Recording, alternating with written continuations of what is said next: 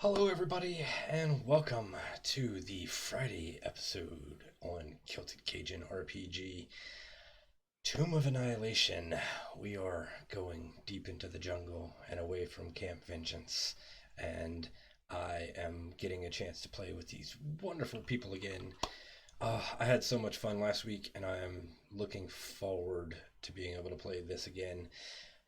Hopefully, we won't kill anyone. But before we do kill them, let's start with some introductions. Let's go ahead and start with the Undead Gamer. How are you doing? I'm good, buddy. How's you? Well, I'm playing Tomb of Annihilation, so I can't complain. Yeah, all good, man. Yeah. Yeah, glad to be back. Glad to be here. Let's hopefully survive this monsoon that we found us, or this tropical storm, and go do that quest thing. Yeah, that quest thing. So, who do you have that's stuck in the tropical storm right now? Indeed. So I am playing a wood elf paladin, Keller Kiel, who has taken the oath of the ancients. He's a bit of an interesting one, bit of a character. But hey, I think he's got a bit of a heart of gold. Maybe. Who knows? We'll find out. Ah, excellent. I'm looking forward to finding that heart of gold because it's And really difficult. good conversational skills. Yeah, yeah. I mean, when you're playing asshole NPCs, it's really hard to get connected with the characters in the game. So moving on. Neve, how are you doing? I'm okay. I'm on my first day of annual leave now, and I have lemonade and gin, so I'm a bit hyper. I'm playing Renee Searun, who is a div whiz. I like to basically mess with Kirk's plans because I'm like that. I'm really excited to play. I've really excited to play Tomb all week, Yes. uh, and I just can't wait to ruin Kirk's plans, as we always do as part of Addicts. Yes, yeah. Mm-hmm. It's become a running theme. Anyway, how are you doing today, Josh? I'm not doing too bad, buddy. I'm looking forward to getting into the jungles as always. I'm playing Medarin, a Furbolg Circle of Shepherds Druid. Nice. He's such a good boy. And I believe some sort of relation to the character that you're playing, Prue? Yes, hello. I managed to finish that mouthful of chips perfectly on time. Um, I will be playing Fernerin, who is the cousin of Meadowrin, and she is an adorable life cleric, just overwhelmingly positive and happy to be here. Even in the rain, we can have a good time. We can hang out. We can tell each other stories and play card games and talk about flowers and water and stuff. Yeah. Yeah. Excellent, excellent. Well, I'm looking forward to getting into this game and playing with you all and seeing what kind of what kind of fun we can have.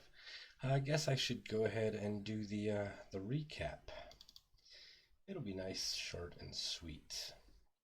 So to recap our last session, after the loss of their friend Nixfada and the disappearance of Alba, Meadow and Fern woke in a camp with Inete and Undro.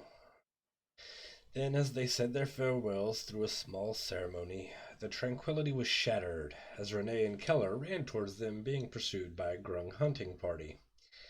After everyone was safe, it was eventually decided they would all travel together, and the group continued on to Camp Vengeance. It was a festering camp of disease under the leadership of Commander Niles Breakbone.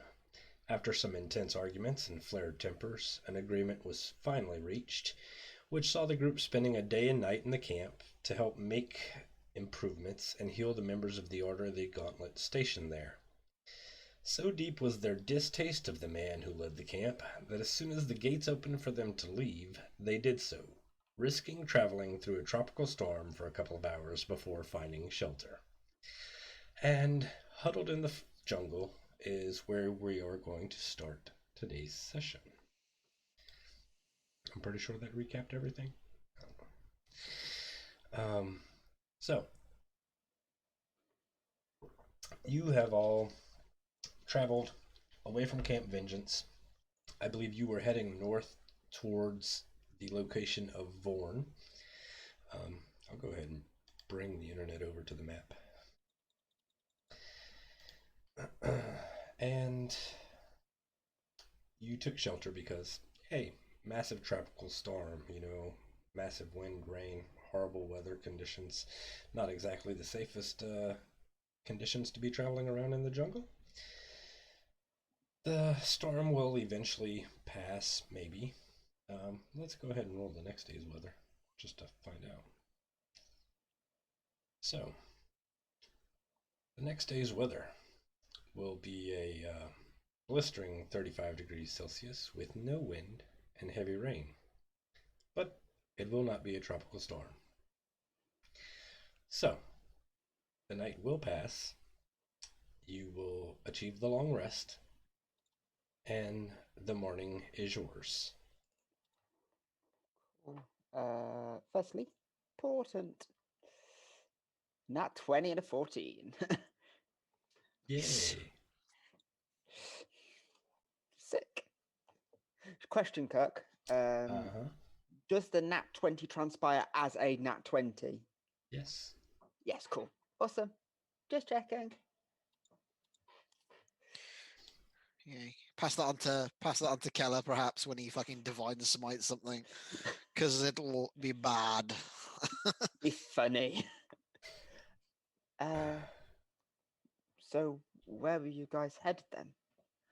I don't think we had any plans, did we, Keller? Nah, not really. Apart from sort this nonsense out in the jungle. But you two seemed pretty sure of where we were headed, or we were near somewhere to go and do a thing. What's that about? When we were in Port Nyanzaru, one of the merchant princes asked us to acquire a shield amulet in exchange for some resources that would help us solve the greater problem at hand. They seem important, and having one as a friend probably isn't a bad idea. What sort of resources are we talking about, though, in exchange for this shield malarkey? That's a good question. I don't know. Did you ask what we would get in reward? Yeah. Shield. The merchant prince himself, Mr. Wakango, I think Wakango, he said we could have a spell books, or he's like really into magic stuff. So we'd get some magic stuff in return for getting him this amulet of Vaughn from the forest. So maybe you could learn and do some cool spells. All right. I mean, look, I don't know y'all, so I'll just sort of, I don't mean any insult by this, but as long as you've worked out equal pay for the work, do you know what I mean? Because I mean, well, it seems like we're all together now, so I guess we'll go and help you. But well, if he won't pay us fairly, then we just don't give him the thing. good answer.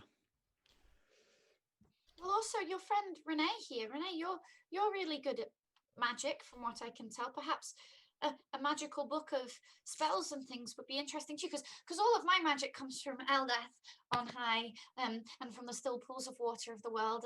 Blessed be Eldath. And perhaps instead, I don't do books, but you could do books. I could certainly peruse through some books. You seem quite interested in magic, Ferenin. Yes, I like spells, and I like spells and stuff. I think, yes, spells. I take it you like pretty spells. Not pretty, ones that help. So if I can make any of you feel good, I will do my very best. You know, it's cool how magic can be used to close a wound or soothe a headache. Very functional. I think we're going to get along, Ferenin. Well, thank you. I appreciate that. Oh, speaking of books, I don't know if we gave this to you already or if you found it in the boat, but we were traveling with someone who managed to get a copy of this, and I don't remember if we gave you Volo's Guide to Monsters last time. I Yes. found it, and you said I could study it if I could, but I left it in the pack just because, like you said, you can study it if you want, but like I didn't want to intrude in taking it. Oh, I will actually get it out properly and be like, look, I know there was so much rain yesterday and there's loads of rain today, and you're probably not good to read. All pages will get stuck together and stuff, but yeah, it's yours. Just have it. It's yours. Thank you very much. And I just sort of take it. I was like, just peek through. It was like the previous owner crossed out the name Volo and wrote giant dickhead. Any ideas? Oh, he's a little bit he's a little bit conceited. Fern really didn't like saying that he was conceited. I just put it in my sack. He was quite racist. Ah, he's What one a of those. wanker. My compatriot is a bit more coarse with words than me. So, where is this temple then? Well, according to the map, it's a little north of here. Well, shall we carry on? Yes, I'm not entirely sure it is a temple, though. It is perhaps the remains of the guardian. You see, it is not active when it doesn't have its little necklace, I think, an amulet we're looking for, but it's our first clue on the track to finding the right thing. I think the place is a ruin of a city or a city. We didn't do a good remember on this one. I'm sorry. I'm Okay, gathering that much, which is a little bit worrying, seeing as we're going somewhere to get a thing that's probably quite powerful, quite expensive by the sounds of it, for some crown prince wanker, and you don't really remember where we're going. He's not a Real W promising. word. He's very nice. He was really, really nice to us. Well, he's having a tough time. One of his friends is really, really sick. And we're just doing him a nice favor for money. A job? A favor Yes. for money is a job. Real nice favor for money there. So, do you know where we're headed? Then, at the very least, we're in the direction of this temple, city, tomb. I have a bit of a good head for directions. Cracking. Okay. Well, should we pat down his camp and do one? All right. So, if y'all are ready to go on, we will begin the traveling expedition. I got 2 points of exhaustion somehow yesterday. Am I down to 1 point of exhaustion? Yes. But I'm still 1 point of exhaustion. Cool. It was fucking knackering going through this rain. Yes. Okay. So I think it was an automatic foul for going into it, and then like another one for failing the con saves. Yeah. Spent in there, yeah. This is your call to reduce your rations and your insect repellent. I think I already did mine last session. So, we are going through some dense jungle. Which hex would you like to move into? I guess we just move north and then cut across, honestly. Okay. All right. Go ahead and does anybody want to try aiding Meadow with navigation? Because Inete is no longer any good now that y'all are off the river. Is it that a survival check? Mm-hmm. I can give it a go. You can. Do you want to roll separately, Rob, or do you want to give me advantage? Probably give you advantage would be better. What do you add? 3. Yeah, I had 6. Yeah, figured. Yeah. Yeah, I thought seem to remember yours was really high. So yeah, I think just giving you advantage would be So yes, better. there are Contagious. essentially 3 jobs while you're traveling: navigation, perception for danger, or foraging. So Meadow generally handles navigation because of the high survival. Um, if someone gives aid, he gets advantage on the roll. Then it's up to whoever if y'all want to try to forage so that y'all don't have burned through as many rations. I'll try and find some fruits and edible flowers. And if anybody wants to give aid with that, they can. And then there's perception left. Y'all do have 2 NPCs. Neither of them are particularly good with survival. I thought we only had one. Oh yeah, that's right. Because Undrill's no longer with you. Yeah, we've got Inate, and that's it. So I've only got like a +3 in survival and perception. So My perception's +4, but so is my survival. Not my survival, my I yeah. I can forage alone, and then you're welcome to percept and potentially with advantage or whatever if Inete helps you. I'd rather have Annette help me just because we have the fallback of the rations, whereas perception, if we fuck that, Yeah, we might get Get jumped. I think that's a great idea. Great. Cool. Right, I will roll my survival check. Thank God for that. 16. All right. I'll roll my perception. Eight, Where's B when you need her to keep track of 22. that ones? All right. And that 20s. And you want to roll the foraging check? I did. Oh, I got yes, a I 20. Excellent. So Woohoo. I will say that as y'all travel, you can go ahead and move the party marker. Fern will find suitable food for y'all, and no danger is imminently present. And to the best of your knowledge, you are where the party marker says you are. If there's anything else you'd like to do, then let me know. Otherwise, do y'all want to set up watches? Yeah, probably a good idea. Will, as usual, do a ritual casting of purify food and drink before I let any of you eat the stuff I found.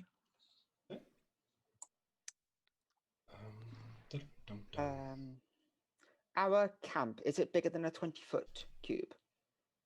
Yes, I'm sure. Ah. Unless y'all are sleeping on top of each other. oh, I mean, you have 8-foot tall furball, 7-foot tall furball, I think. I don't remember how tall Fern is. Yeah. So Someone remind me to change my spells in the morning. I'll take first watch. Do you have light in the first watch, Kirk? what's that? Do you normally have light in the first watch? Yes, the first watch normally has light. In which case, it is advisable that either myself or Fanarin takes first watch. We don't have dark vision. Don't think I do either. You're an elf, you do. I do. So yeah, sure. Let's Cool. let's be smart about this, everyone. I guess Neve can always portent, because she's about to lose them anyway. So Yeah, I'll portent. Who's well, let's wait for the roll first, because you might not even need to use it. I have to use it before the roll, Yes. or is it before it saves? Like before I find out the. Yeah, it's after the roll before the result, I think. Yes.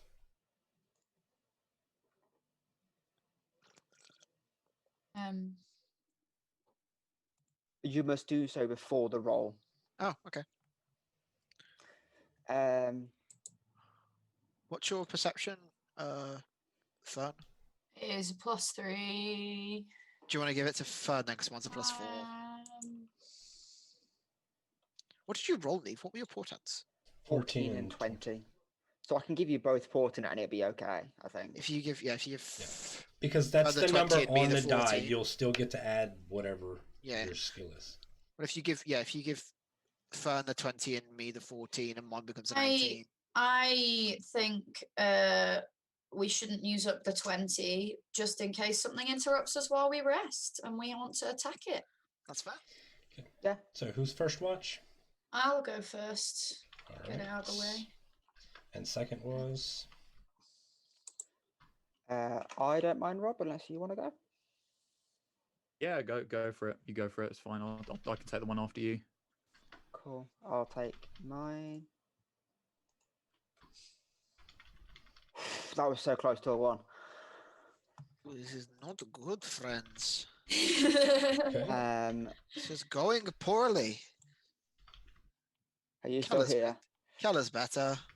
And then I'll give. You're here on the Midnight Watch with Keller Kiel as we get nice and chill in this evening in the jungle. Oh, I need to do mine with disadvantage because I don't have dark vision.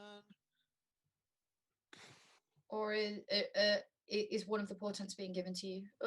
Well, Hey, Really matter. It's all good. come on, bro. Excellent. So you will make it through the night with no problems. But sometimes just like to make y'all roll. It's fun to roll dice.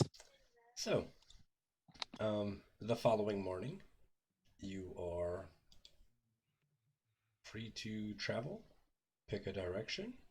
If there's anything y'all want to do, again, just let me know. Otherwise, I'm going to kind of speed travel this whole exploration thing because otherwise this game would take us years.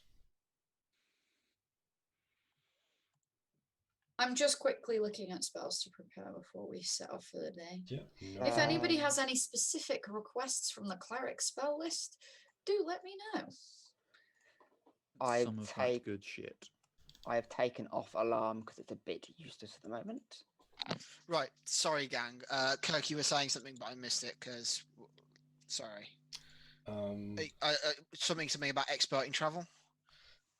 I was just wondering if there's anything that y'all want to do to let me know. Otherwise, we're just going to keep rolling through these days to make travel go quick. No. All I want to do quickly is just change one of my spells. Okay. Other than that, we're good. Let's take. I don't really need that until we get somewhere else. There we go. Right, cool. I'm good. So, Keller, are you giving me advantage again? Yeah, can do. I assume I'm doing food, so I have rolled for food. 21. A 14 for snacks. Oh, hang on. What did you roll your portents, Steve? Just doing it now. 15 and 17. Nice. Then my perception. 16. Steady mist. That's a new one. Yeah, it's essentially light rain. But it's just, less rainy than light rain. Stupid question time from the noob of the party. If something is in my spell book as a ritual spell, do I need to prepare it to use it? Yes, unless you have the feat that allows you to ritually cast from your spellbook. Okay, no worries. I will take Mind Spike. I'm just an idiot. I have perception. I have advantage on my perception rolls anyway because of my owl. Cool. Because of Piku. Cool. Are you moving us onto another map, Kirk, or can we move the token? You can move the token. And another night will pass. And there will be the tomorrow's forecast, since I know that you cast Druidcraft the Weather all the every time. night. You will have heavy wind tomorrow and scattered showers, which is also light rain. Does I- heavy wind have a thing? I will go ahead and post up the thing for. I don't think we've actually It's had heavy wind before. disadvantage on ranged stuff. Yes, disadvantage on range attack rolls, disadvantage on perception checks that rely on hearing, extinguishes open flames, and flying creatures have a problem. Speaking of extinguishing open flames and the fact that the rain is extinguishing open flames as well, next time we're somewhere that's a town that might sell gems, we should look at getting a 50 GP ruby so that I can cast continual flame and we just keep it in a jar or something. Cool. Because it only goes out when I dispel it and otherwise literally cannot be put Yeah. out. Nice. And then we won't have to carry around flasks of oil and shit. Yeah, we've always got a lantern. Yeah. I can cast dancing lights. Yes. Concentration, though, innit? Or if I prepped the wrong spell, I may just mean lights. Dancing lights is the 4 that Caleb uses in Critical Role. Yeah. And then light is one object that sheds 30 then So 30. dancing Usually- lights is 4 orbs that can spread out over 120 feet, but they're dim light only. Light actually casts bright light, but it's a single ball. that I you cast prepped on the each. wrong spell. By any chance, Kirk, can I switch that? Because I've Yeah. never used dancing lights. I was meant to take the one that produces light for an hour. I just Yep. misread the duration. Yep. Thank you. Mm-hmm. I also like light. Light is a good spell.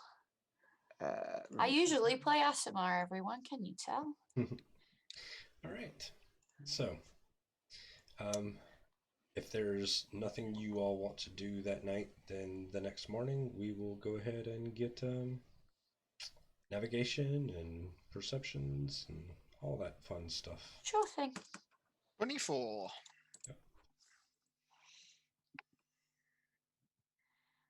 I only got a 10, guys. We might have to eat rations today. You had advantage, Pro. Do I? Yes, because you have the NPC helping you. I have. Oh, yeah, because you have the boyard. Oh, thank you, Inete. Inete found all the food, guys. Us pals. We're just like Me and Piku, aiding each other. 21. Two clerics just be Okay. chilling. Cool. All right. So another day will pass. You will have food, all that good stuff. And the weather forecast for the next day is heavy rain, light wind, and it is really hot. 39 degrees Celsius. Sounds like hell, honestly. Because we were About that. skipping through this, the day that it was not raining heavily on the night, I would have read some of Volo's guide. Okay. So there Uh, were 2 days where it wasn't heavy rain. Let me grab. It's not in there anymore because obviously it's on my old character. I will message you what I've learned, what I've read. Okay.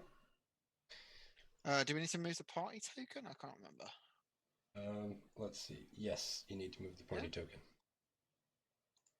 So we're theoretically 1 day outside of Vaughan, Yes. providing I don't get lost tomorrow. Okay. So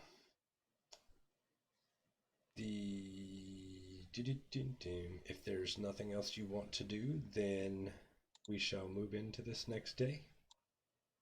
I was just gonna, as we were sort of sitting around the camp, just on this like, sort of final day before we, have got a day left to sort of get to Vaughan. So, do you know what to expect there at all when we get this thing? Do you know if we're going to come up against anything or anyone, or is this going to be a quiet job, or? No idea. Isn't surprise fun? Well, Not like this. Mother Willerin always said prepare for the worst. Potentially a rampaging shield guardian, Great. though I hope not. Okay. There might. But I would not be unsurprised if there were undead wandering around, as they tend to do in these parts. There could maybe just be a friendly wizard.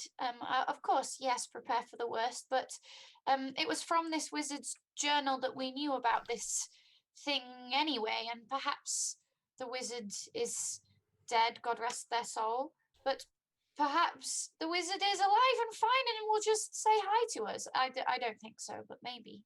We can hope. Well, got to admire your optimism. Thank you. I've just pinged at you, Kirk, on Discord. Okay.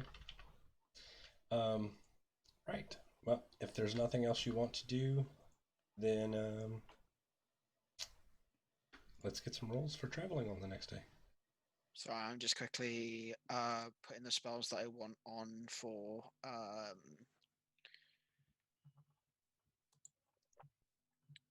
potentially battle. Okay. So Yeah, go ahead. Make your preparations. 25. Cool. Oh, that was so close to a nat 20. All right. So, you can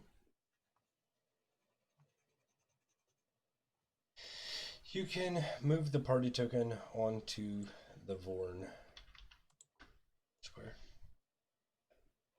All right.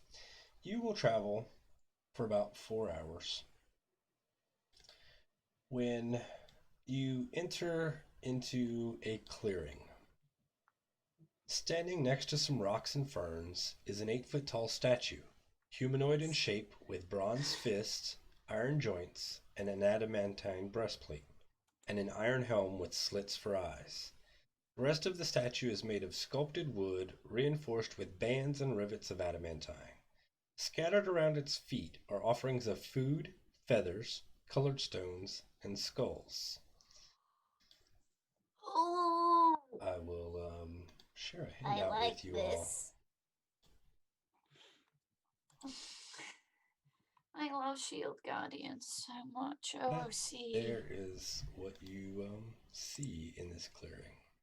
That is sick as fuck. Pretty. I'm Pretty into boy. this. I'm into this. Do you think we should leave an offering?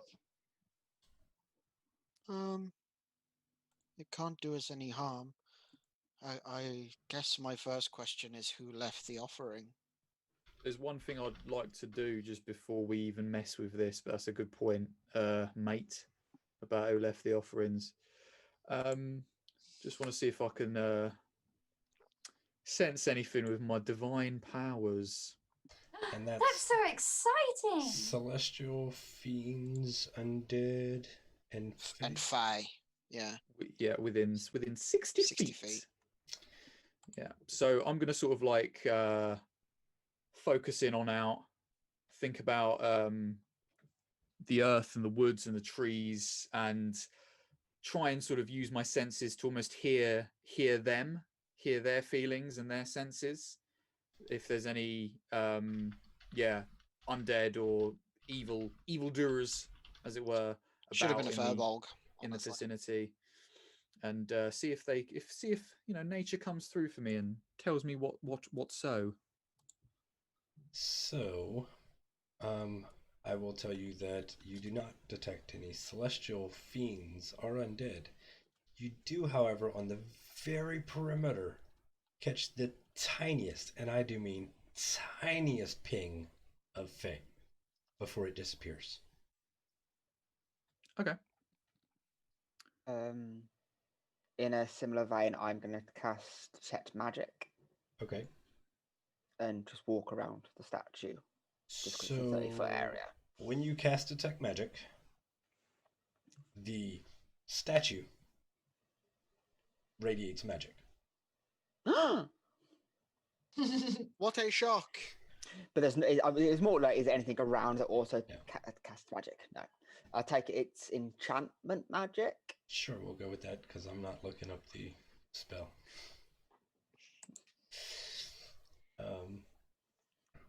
Right. So, what are you doing? Hang about. So there's no like undead fiends or celestial nonsense going on in the vicinity. However, I did detect the slightest ripple of Fae. Oh. Real minor. Fae are often friends sometimes. To the Furbolgs, they were friends. Well, let's Some hope of this them, one's hope not all this of one's a them. friend. I just thought I'd let you all know. If you would like to proceed quietly and cautiously, I can help us do that. And hey, Keller, I can offer you some protection for 10 minutes or so if you're worried it might be a spooky Fae. You're the one with the big sword, after all. Yeah, I mean, I wouldn't say no, just in case. Okay, I will cast protection from evil and good on you. Oh, it did it twice. But there you go. If we want to go start poking our noses around, I can cast Pass Without a Trace, which will Okay, give us +10 to any stealth roll. I think that's a good idea. But it just depends on whether you guys want. Like, I realise that 2 of you are in Clank, so it's whether I mean, +10 is still Plus 10's good. Plus 10 is added to still a 4 is a 14. It's pretty yeah, good. it's not bad. I think it's a good idea. Protect our big frontline fighter and then sneak about together as a group. I'll take your goodies. Cool. I'm gonna cast Pass Without a Trace on the gang. Cool. All right. I also wanted to just make sure that y'all are aware that like this thing sits in the middle of a clearing, and it's not like because the trees don't grow. It's like everything here is cropped and manicured. You can see like things have been cut away and everything. Okay. So there's not really anywhere to hide anyway. I mean, you could potentially hide, but Pass Without a Trace, does this whole stupid magical hiding thing. It's all quite well maintained there, isn't it? Like a lot of love's gone into this place.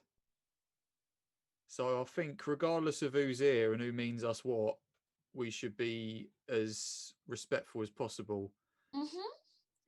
And Fern will take a flower from her flower crown and put it in her hands. And I want to walk.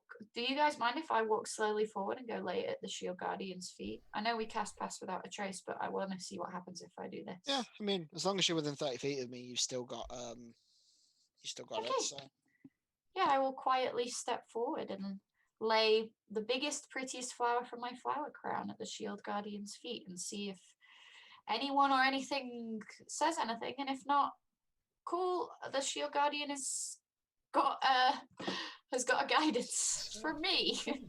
It doesn't really. I won't cast guidance. Guidance is a concentration spell. So you make your offering to the statue, and while you're laying the offering, you notice this beautiful, like almost gold shimmering flower with red streaks along the edges of it, and it's very beautiful and a flower that you've never seen before. But other than that, nothing happens. Fern doesn't come back to you guys, and instead she kind of tucks her knees under her and then sits cross-legged on the ground and starts going through her backpack and getting out paper and ink. And I'm gonna just start drawing up about the flower and writing about it. I'm not gonna touch it. I probably will end up touching it, but for at least the next minute, I'm just drawing it and making notes on it. All right. Worry when a player says, "I'm not going to touch it. I'm just going to." But she will eventually touch it. I just want to give you all a minute to do whatever you want to do before I cause havoc. So, what are we doing? I just want to just sort of have a look about, really. Just sort of see if I can see anyone hiding or anyone about. Okay. Just see if there's so any other. You're just looking for kind of Perception. any people there, or what possibly triggered your senses. Yeah. Go ahead and roll me a perception check. can I have a look for tracks to see if I can work out where these offerings came from and to? Okay. So roll Piku me a can help you. survival then, Meadow. That is a hard Piku is no. going to help you, Meadow. Okay, so with advantage. 16. Definitely going to be a 16.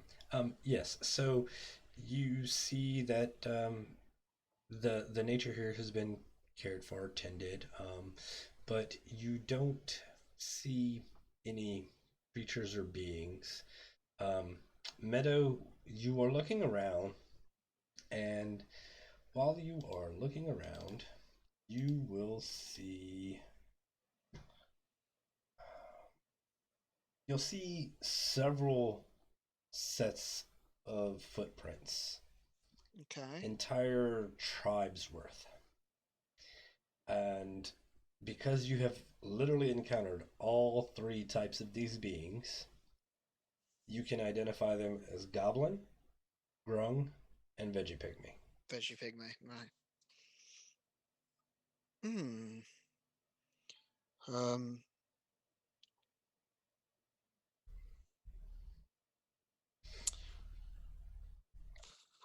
Veggie pygmy are Fey or Fey adjacent, aren't they? No.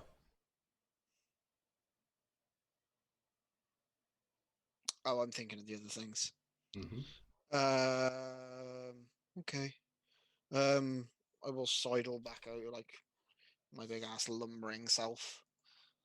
Over to the rest of the gang. Honestly, it's probably taken me more than a minute to have a look and do this. So whatever Yes. Fern's doing, and I can't help her. Mm-hmm. Sorry, buddy. But I will kind of get to a point where I've got everybody else's like attention. And just kind of point out like these are goblin and these are grung and these are veggie pygmy. They're little mushroom pals. Is Renee doing anything?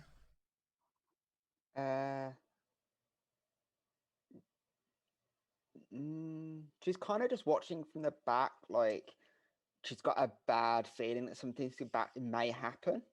Okay. So she's just gonna stand back and effectively ready an action if something attacks. If something attacks, my reaction would be to cast Firebolt. Okay. All right. If it makes an obvious like if it goes to swing at someone, not like if it pops up, like if it goes to swing at someone or something, Okay. my reaction is Firebolt. Yep. That's fine. So your trigger is a hostile action. Hostile action on one of the party members. Yep. Cool. Would that be like an obvious sort of body language thing that you're doing, or? Kind of, I'd be quite stiff. You'd eventually flow by, so I'd be quite stiff, just like looking around quite a lot. Sure. Renee, you're all right. Something's not right. I In don't know what way? It just seems mysterious statue in the middle of the jungle, miles from civilization, but everything is prim and proper, like perfectly. You've detected Fae, which are known for their very much fun in the wild. And over there, Meadow has just found Goblin and Grung and Mushroom People. None of those are Fey, by the way. So that's 4 groups of people then, possibly. I'm gonna touch it. I'm gonna touch it. Okay. Touch it. Boop. Cool. I pick it up and I gently manhandle it the way a scholar of flowers would. I gently manhandle it. You have a Gently beautiful firm rare handle it. flower. Pretty. Kella, come look. Oh fuck! You've picked something up. It's okay. It's just a flower.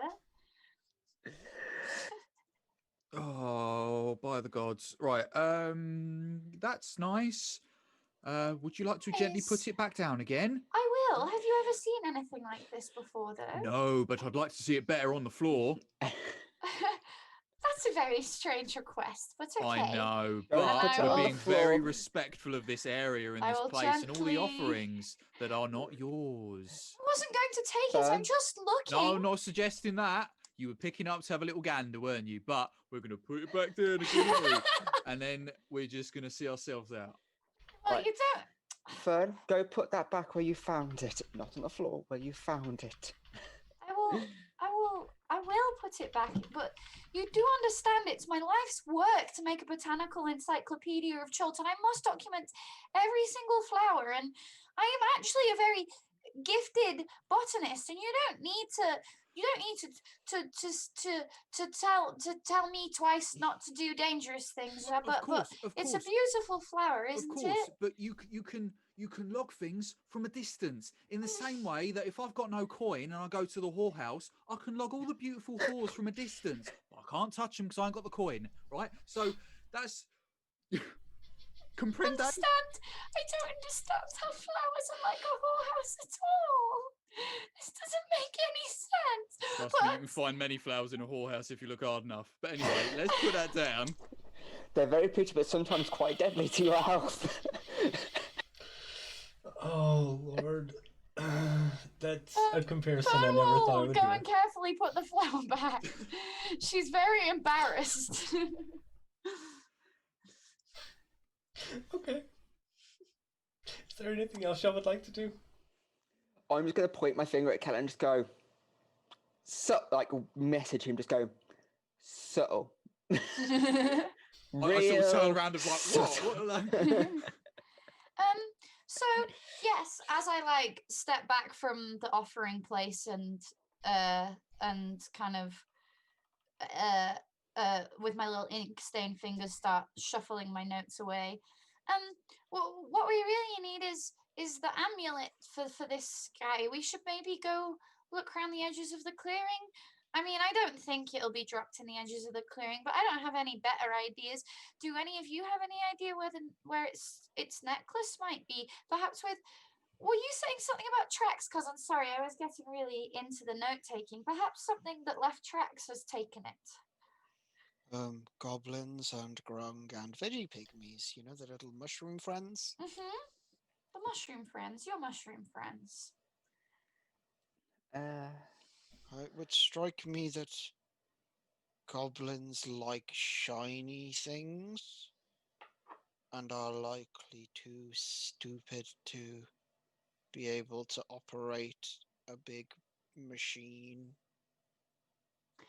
Maybe not stupid, just different, perhaps.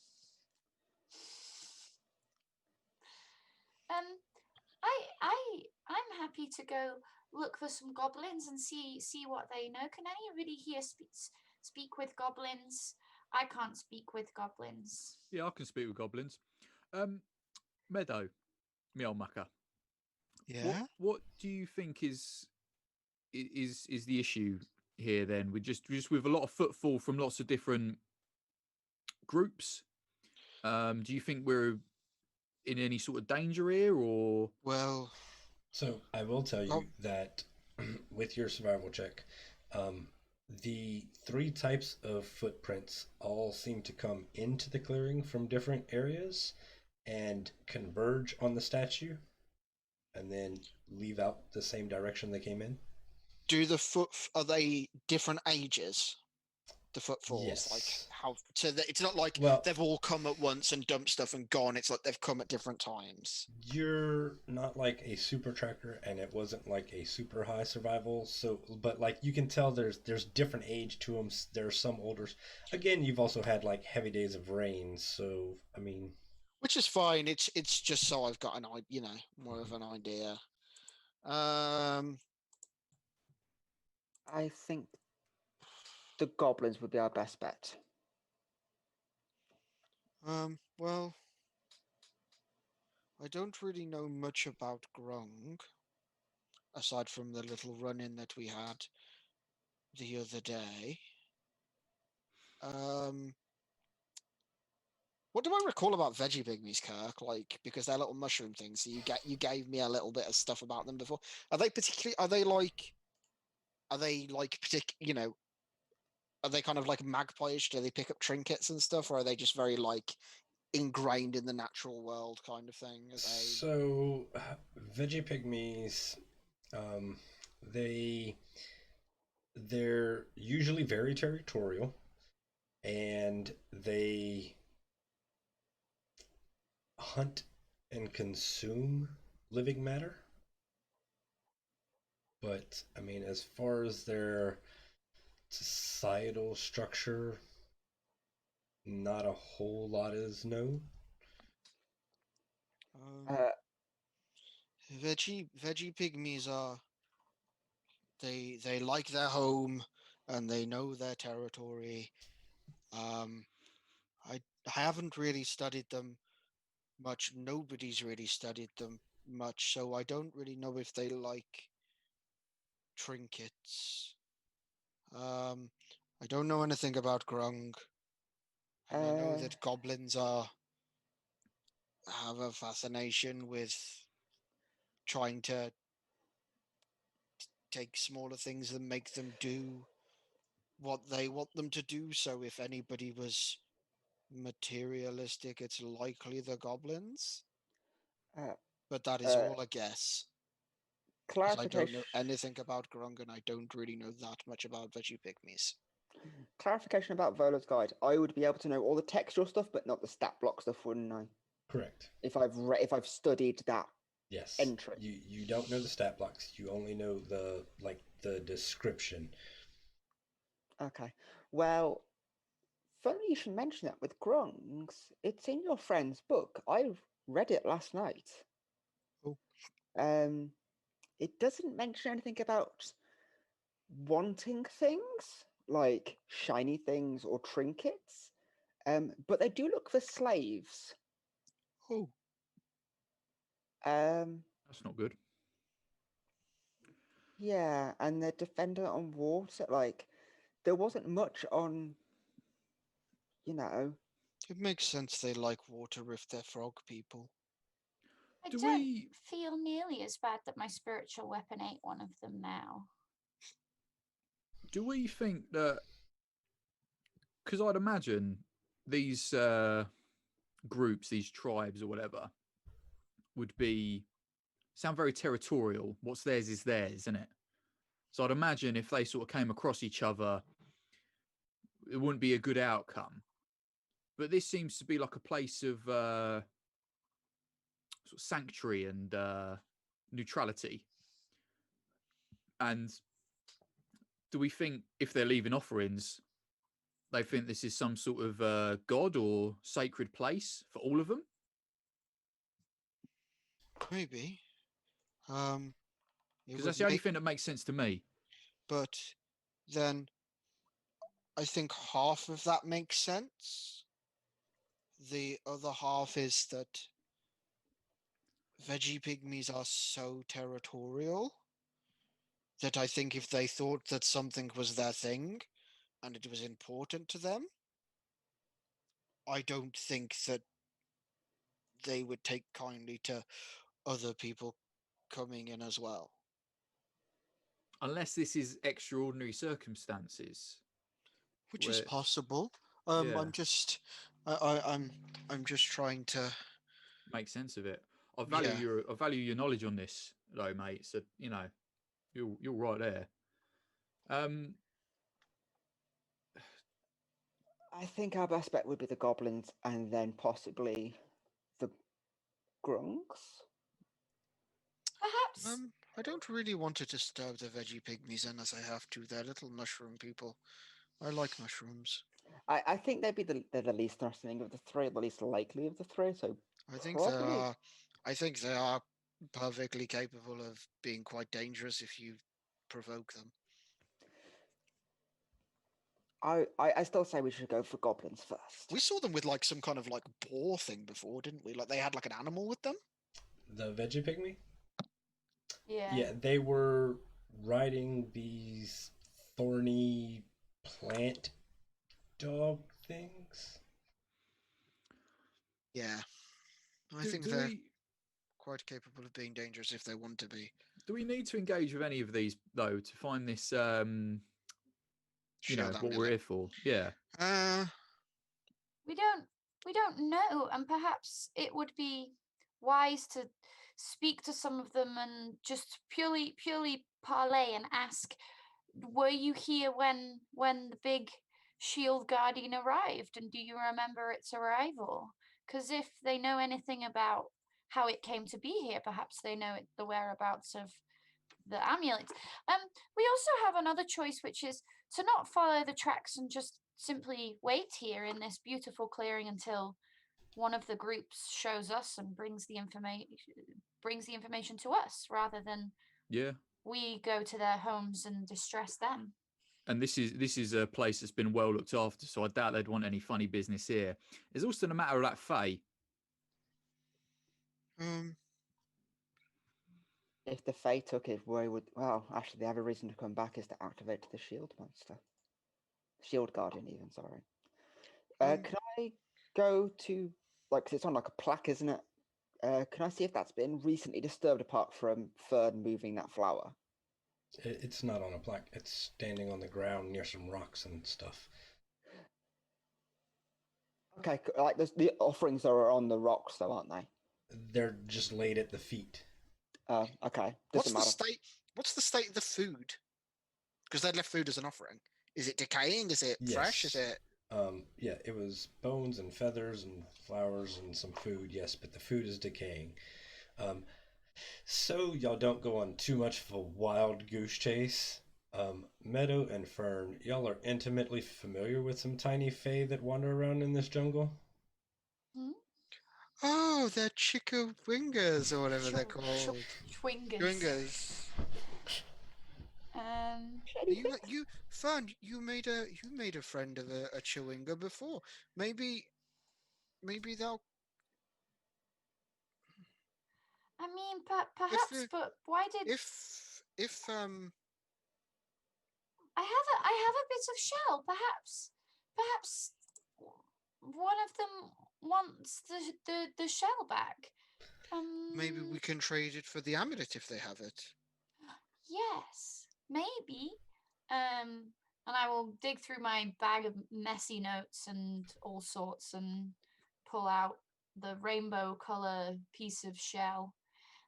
Yes, we met a chwinga before. It fell in our boat, in fact. Right before we met you. They wear little masks and little clothes made of straw and leaves, and they're very friendly and nice, and they give you little presents. Perhaps you're right. I think Keller, that this is a special place for them or someone or something, and perhaps if we wait patiently and are quiet and ask them to come out with the pretty things in our hands, maybe they'll come. I think the chicken wingus is the No, is no, chwinga, like yes. Yeah, that's what I said. CHWINGA. Yeah, the chicken wingus. Yeah, so I think it's best if we wait here, like you said, and or even call out to it. I don't know. Can we summon it? I mean, I don't really want to be loud mouthing in this area, but we can call out. Kirk, question. When Keller popped his divine sense, I know that he detects them within 60 feet, but does he have an idea of where it was?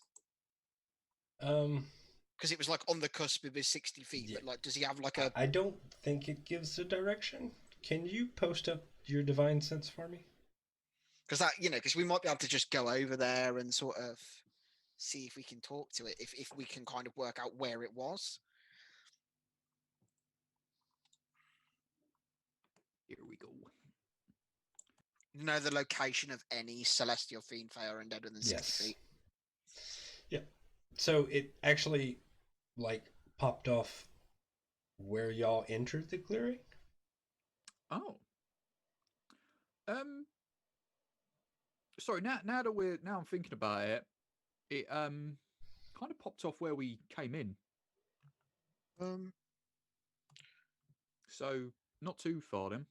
There's no time like the present to go and look. I'm only offering kindness and goodness to this chwinger, and I mean it no harm, and I think it will sense that from me.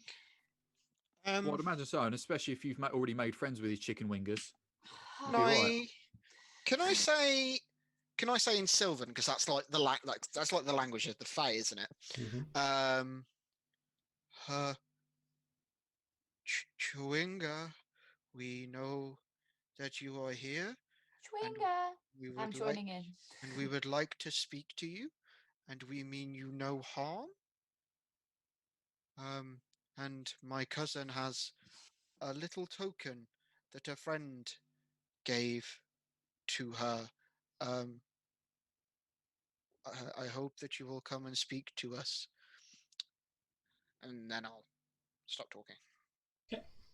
Because I know that like like fairies theoretically can't lie, so if I speak it in fairy, then maybe it knows I'm not lying. That's the idea of the Sylvan. So you wait a few minutes. Nothing happens. Yeah, that's fair. Um, shall we make camp close by? Yeah, And close enough that we're not right too on far top away, of. but not too close that we're sort of in the vicinity of this. I'd like to be Right. able to see it just in case that Yeah, somebody yeah, yeah. does come leave an offering. All right. So y'all are going to make camp outside the clearing, inside the clearing. I think just outside and not on any of the direct path of the tracks Okay. is the best bet. So imagine that it's like a Y intersection to get to the statue Mhm. in the clearing. Which direction, like between which set of So we tracks would just you go? eeny, meeny, miny, mo. So I'll tell you, like, the goblins come in from the northeast. The veggie pygmies come in from the northwest, roughly, more westernly than northwest. And the grung come in from basically the south. Partly because you said they were very territorial, and partly because you don't want to hurt them because you're a mushroom lover. Maybe the opposite to the veggie pygmy, so between the goblin and the grung, so that if it's the veggie pygmies who rock up, we aren't In their shit. distressing. Yeah. Okay. All right. Cool. Um, so we're just going to set up camp and wait out the rest of the day and the night. Yeah, I mean, if we need to, see what happens during the course of the day. Obviously, if somebody comes during the day or during the night, then obviously we'll intervene the best we can or whatever. All right. So Don't suppose anybody speaks Goblin, like the actual language, rather than Keller's version of it, which is a nice big shiny sword. Yeah, I speak Goblin. You actually speak Goblin? Yeah. Oh, okay. Yeah. I thought you were taking the piss before and just been like, I speak Well, Goblin. we won't know until we interact with them, really, will we, Josh? To be perfectly honest with you. so Look, I'm just gonna say that I've seen Wild Elf diplomacy before, and it's not always pretty. tell you what, because you haven't been able to make a whole lot of rolls. Go ahead and roll me a d20, Rob. It's the straight D20. Yeah, just straight d20. 16. Okay. All right. So like I said, it took y'all about half a day to get here. Y'all are kind of making camp. After about another 3 hours. During those 3 hours, can me and Inete just do a bit of foraging because we've not foraged yet today? Yes. Great. You did your forage roll already, though. Oh, I did. Never mind Yes. then. I didn't realize I'd done it already. Yeah. Ignore I me. mean, Sorry for we interrupting. can consider this as like when y'all are gathering the forage or whatnot. But yes, y'all Absolutely. successfully gathered for Great. today. Thank you. So about like 3 hours later, roll me a d3, Rob.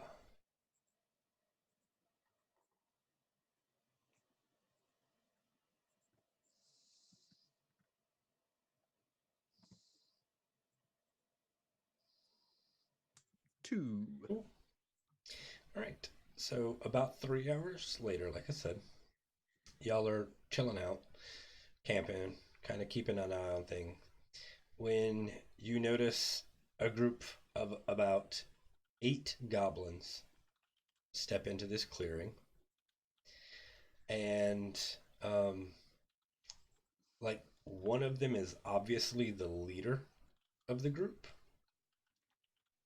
Um, the ones that are traveling with her are carrying various things, like there's a couple of bones and some pretty feathers, just things that are like pretty that come out of the forest. And they walk up to the statue and the they chant. You actually speak Goblin, don't you? No. All right. So then you hear.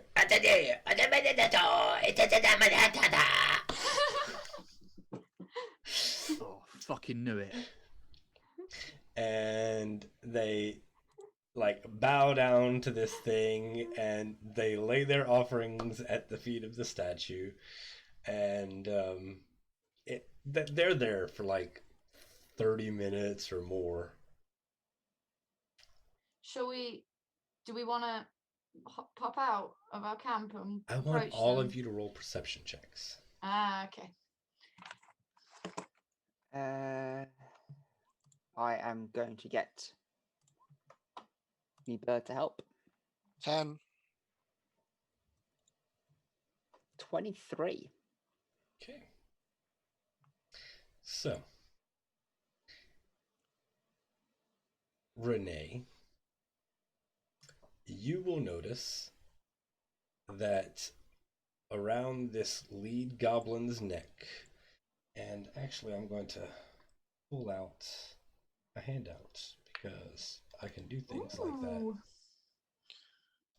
I knew it was the fucking goblins. I knew it. The goblins.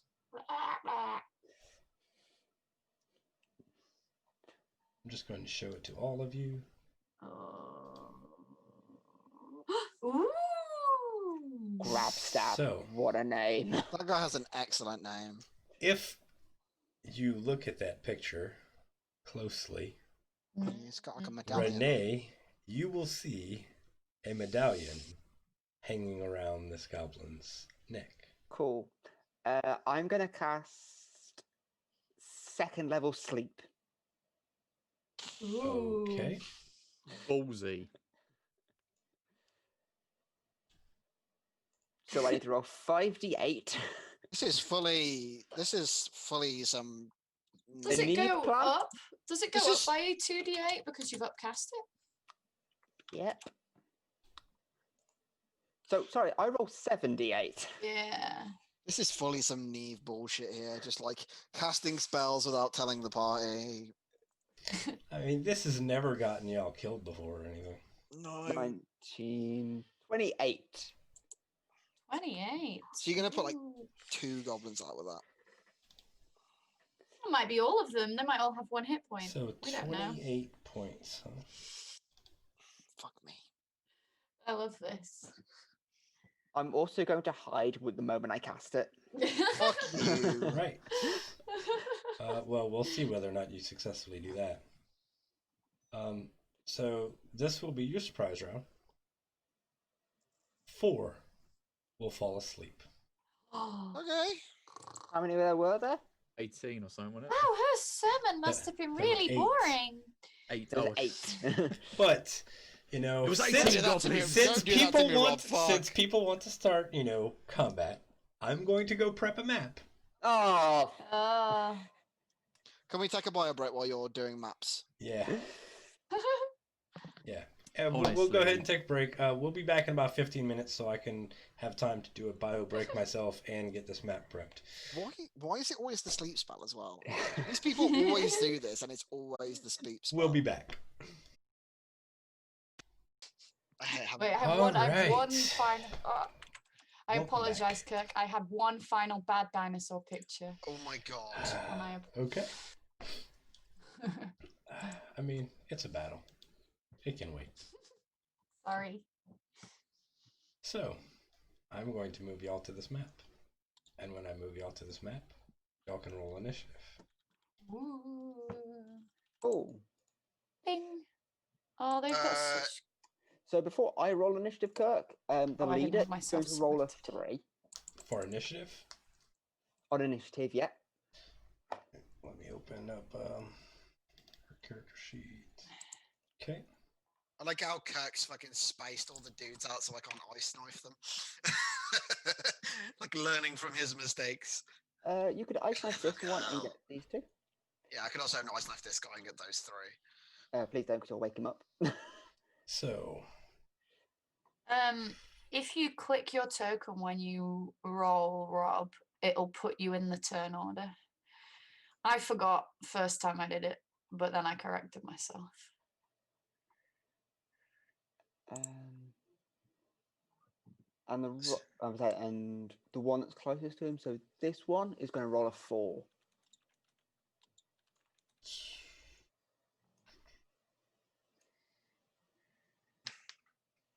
This is bad juju. It's gonna be fine.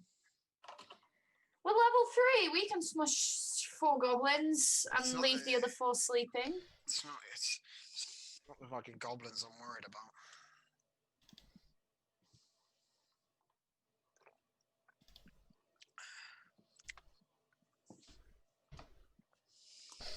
all right. I should put on some combat music as well. So, is everybody on the turn order? Let's check. Need fighting music. I need as to That's not on there. add color. Add turn. And add 17. Okay. Everybody is on the turn order. Yes. And we are going to start with a sleeping goblin. All right. Killer.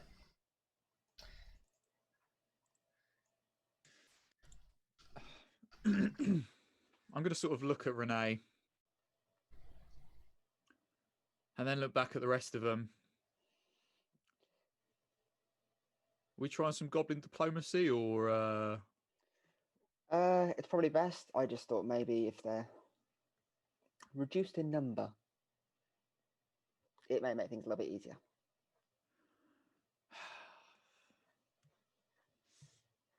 so You do speak Goblin, right? yeah, sure. So Keller is gonna wait a sec effectively, if I can, delay or whatever that hold action Okay. is called in D&D, and if they move on us aggressively, then I will retaliate as my sort of trigger. If that's okay to. Okay. Are you planning, like, do you, all right. How are you planning on retaliating? Via spell or? No, I will physically attack them. All right. So Sword, if they charge on you and get within range, you're going to attack. Man, I feel that's like theoretically yes, but I feel like I'm being way too open about that. I don't know. I think you possibly need to move, Rob, because if you need to try and like Yeah, like you if can it literally only goes- hold the action, not the movement. yeah, if things go south, you've got 35 feet as a wood elf, like that'll get you there, and then if you need to get into the thing, like you're talking like more than it's more than 2 turns to get to the big guy. That's fair. So yeah, I'll move my full movement then, and then I will sort of stand my ground. Okay. And wait, and if Cool. All right. So another sleeping goblin, and then another sleeping goblin, and then a goblin that is not asleep. Will walk over to his buddy and kick him several times until he wakes up. Then another non-sleeping goblin will come and stand before Boss Goblin. Burn. Oh, I would like to cast aid, which bolsters your allies' resolve and toughness. Blah blah blah blah. You all get it's anyone within 30 feet. You haven't moved quite 30 feet from me, have you, Keller? Oh, you have. I'll move forwards ever so slightly and cast it here. So your HP maximum and current hit points increase by 5 for the next 8 hours. I will give it to Inete as well. I think I can. I thought it was 3. Oh no, it's up to 3. It is 3. You're correct. Not Inete then. Sorry, Inete, and not Piku either. Sorry, Piku. So your allies and not yourself, correct? Yeah, not myself. Just, No. Okay. Piku's just going to turn ahead all the way. It's away And from you. And is that all? Um. Have they seen? I assume they've seen Big Paladin with big sword, right? Only 2 of them have moved. One Only of them 2, and did they've step only in kicked front of the each other goblin awake boss. as well. No, this guy right here stepped in front of the goblin boss and pulled a weapon looking in your direction. So, I mean, you could probably assume that he's seen Keller. I have a trinket on me from the trinket table. As part, I know I've done my action part of my action already. Will I be able to get it out and just? Yes. Okay, I want to get it out and then be like, friends, we bring offerings to the great constructed man also. I'm just gonna hope that they think we're here to bring nice things. And that's it. That's what I'm gonna do in my go. I maybe step 10 feet further forwards total, but that's it. All right. So this goblin will step up here and kick this boy a week.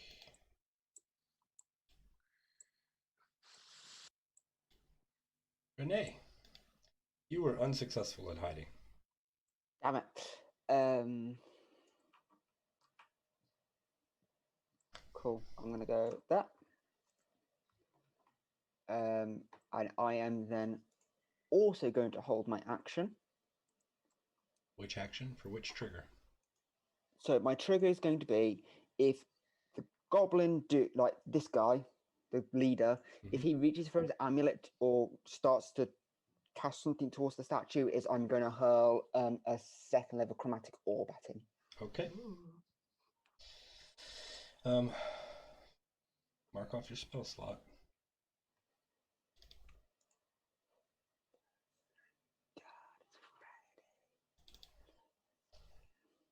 All right, Meadow. I'm a big ass slumbering self.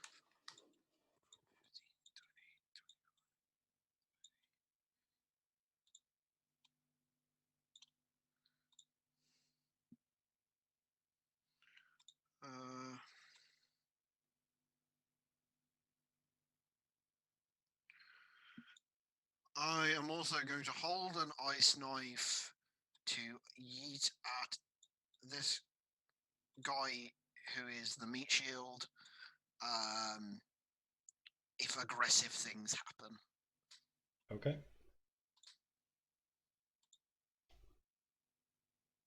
It's almost like we really wanted this combat. Sleepy person and Well, not sleepy person. Not sleepy person there will kick sleepy person awake.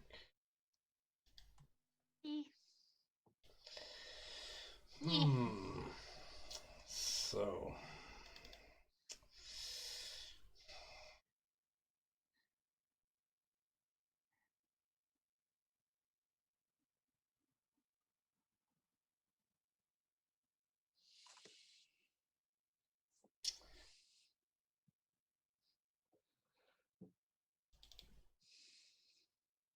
grab stab will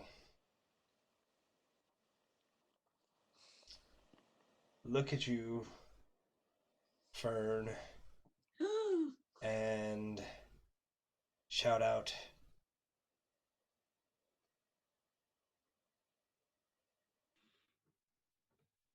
"If you come to make an offering, then why do you attack us? This is a place of peace. You have broken the treaty." Fucking knew it was a place of neutrality. We Cool were colour. we were frightened. We have not harmed a single one of you. A little map is no danger. We were just scared that you were dangerous. We know nothing of the treaty. We just wanted to give offerings because because we respect the creatures here. We are just easily frightened and cowards, not like you brave goblins. Are you going to do anything, Keeler?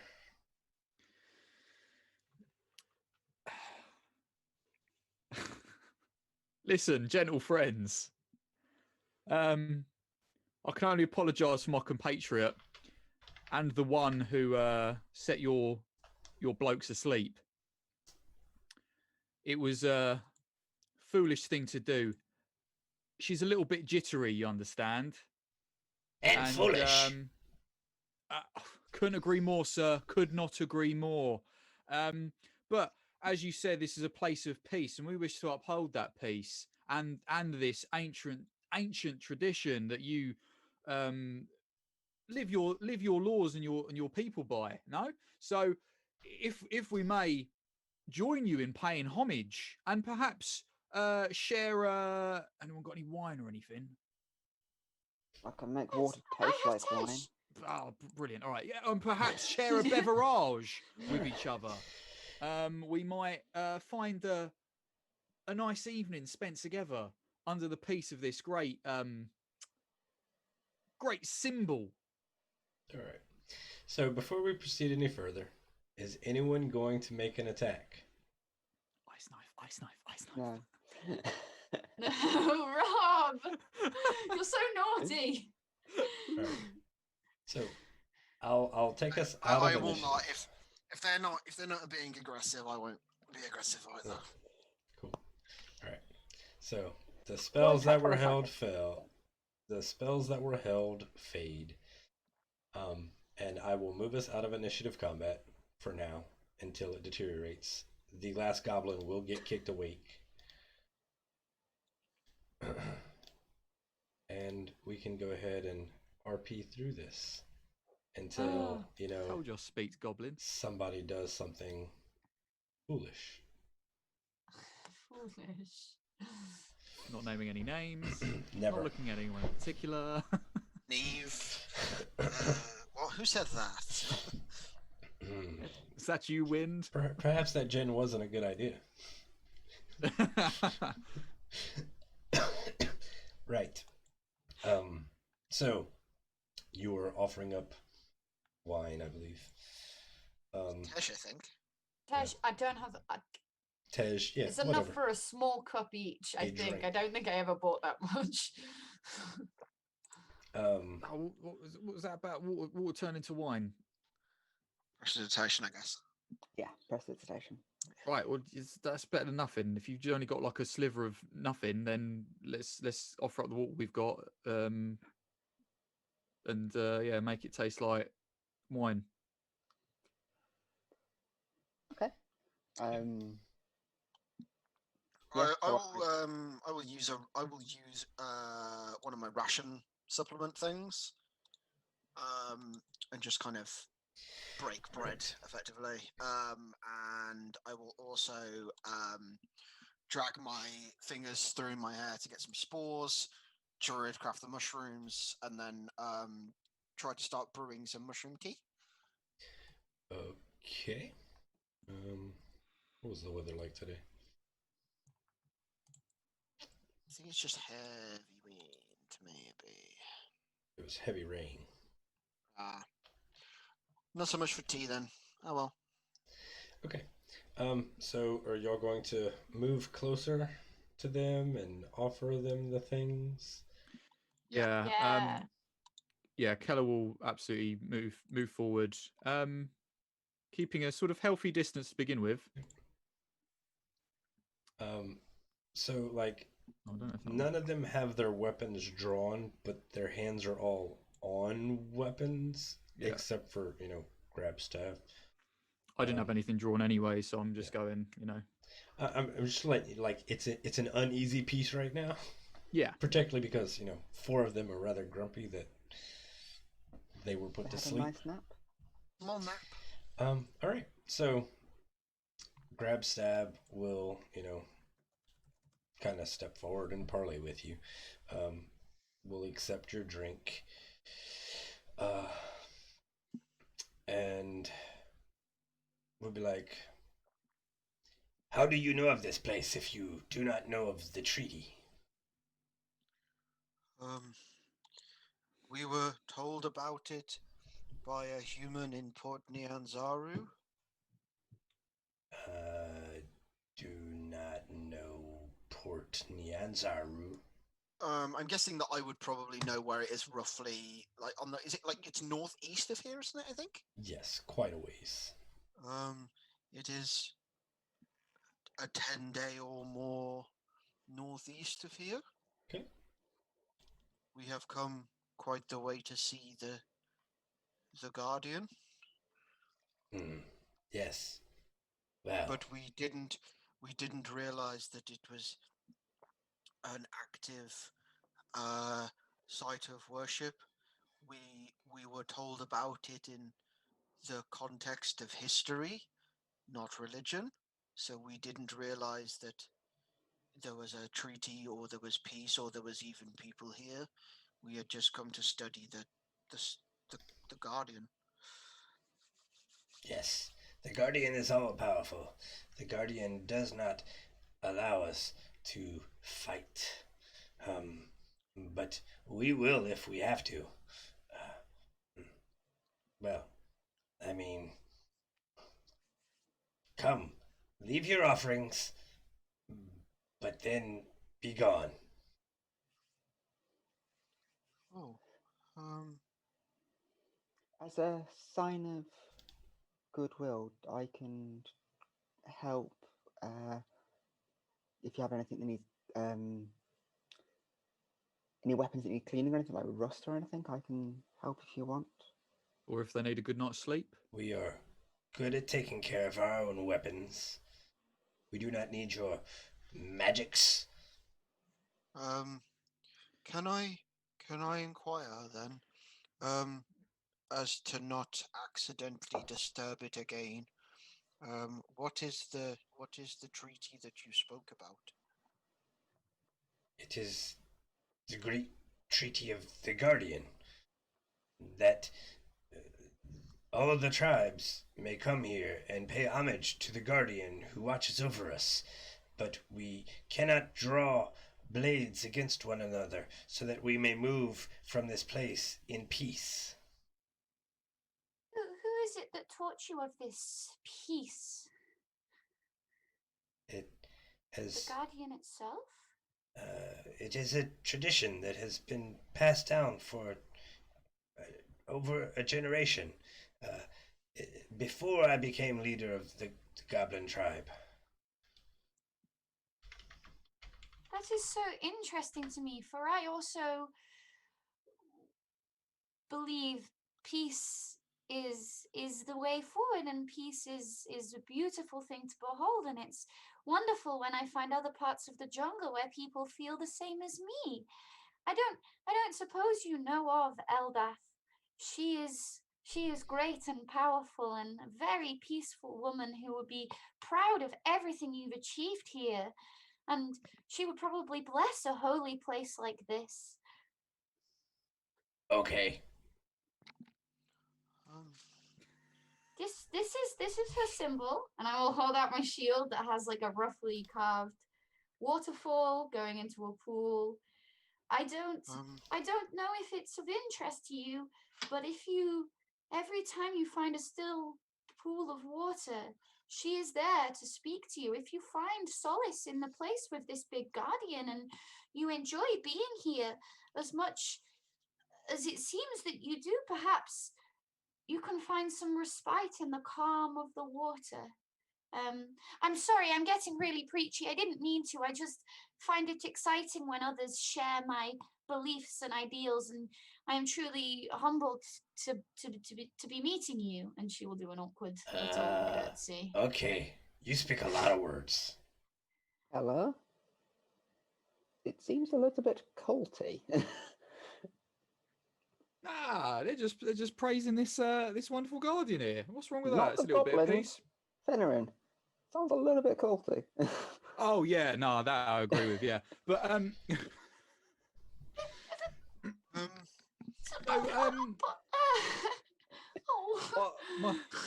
so great chieftain. Queen. There's been peace for how long between the local tribes here? There due is to no this peace. Guardians. There's only No? the treaty. Only in the presence of the guardian is there peace. Oh, so outside of it, you can go at each other. Yes. Oh, fair play. I mean, if it works for you, I suppose that's pretty good going, no? The peace is only because the guardian will destroy any who shed blood in its presence. Fair. Have you ever seen the Guardian move? No, but tales have passed down from the ancestors of how powerful the guardian was. When it arrived, it pulled a man from the sky to his death. Speaking, that's terrifying. Wow, amazing, Guardian. Speaking of things passed down from generations, I know that holy folks that come to blessed places often wear amulets or markings of their faith. Is the necklace you wear part of your respect for the Guardian, or is it something completely different? Is it something perhaps goblinoid? It is the symbol of my tribe's leadership. The ancestors found it when the guardian came. Oh. Is he telling the truth? You can roll an insight check. I will. Oh, I like her. She's cool. Yes. 18. Fair. Okay. Okay. Well, I think, friends, that we have imposed enough for one day. I do just have one more question, Meadow. We know that there are other tribes who come here. Do they also bear this amulet like yours, or are you the sole owners of such beautiful Craft. frippery? This is just... My great-grandfather found this in the jungle on some dead guy. It has since been the symbol of leadership. Since finding this amulet your great-granddad found, has the Guardian moved? The guardian has not moved since before the amulet was found. Checks out.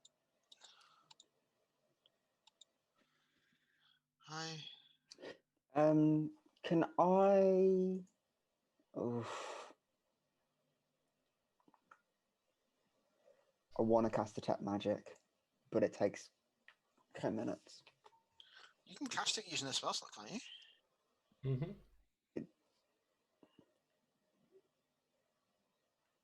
I'm going to cast Detect Magic. Okay.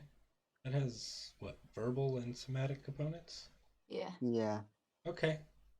So the moment you start casting, weapons get drawn. Psst. I'm Oh, just chieftain. Sorry. I'm Because- just casting a blessing on you.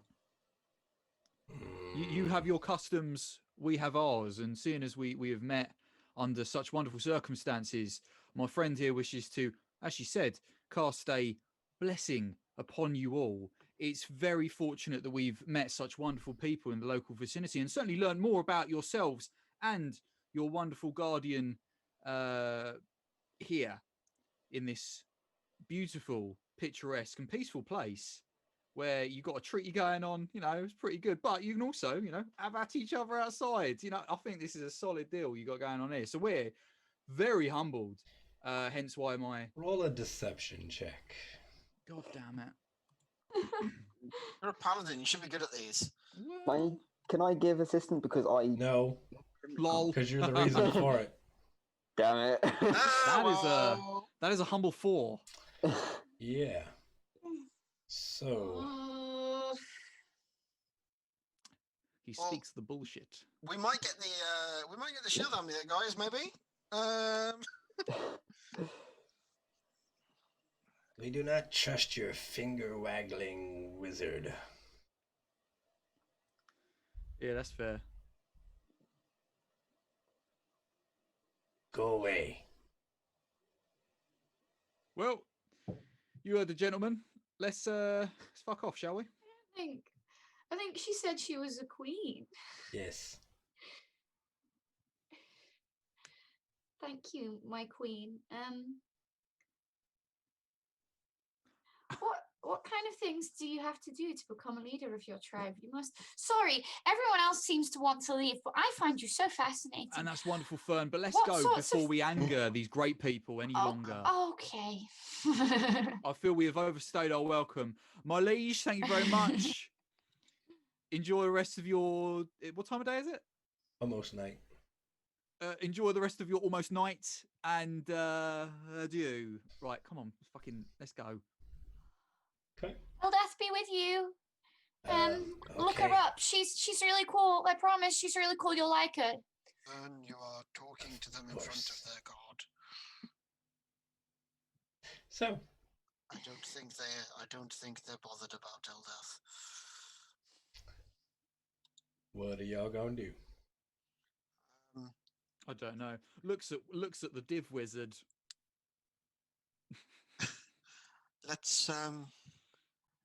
Let us retreat a small amount and make camp, and we can potentially discuss.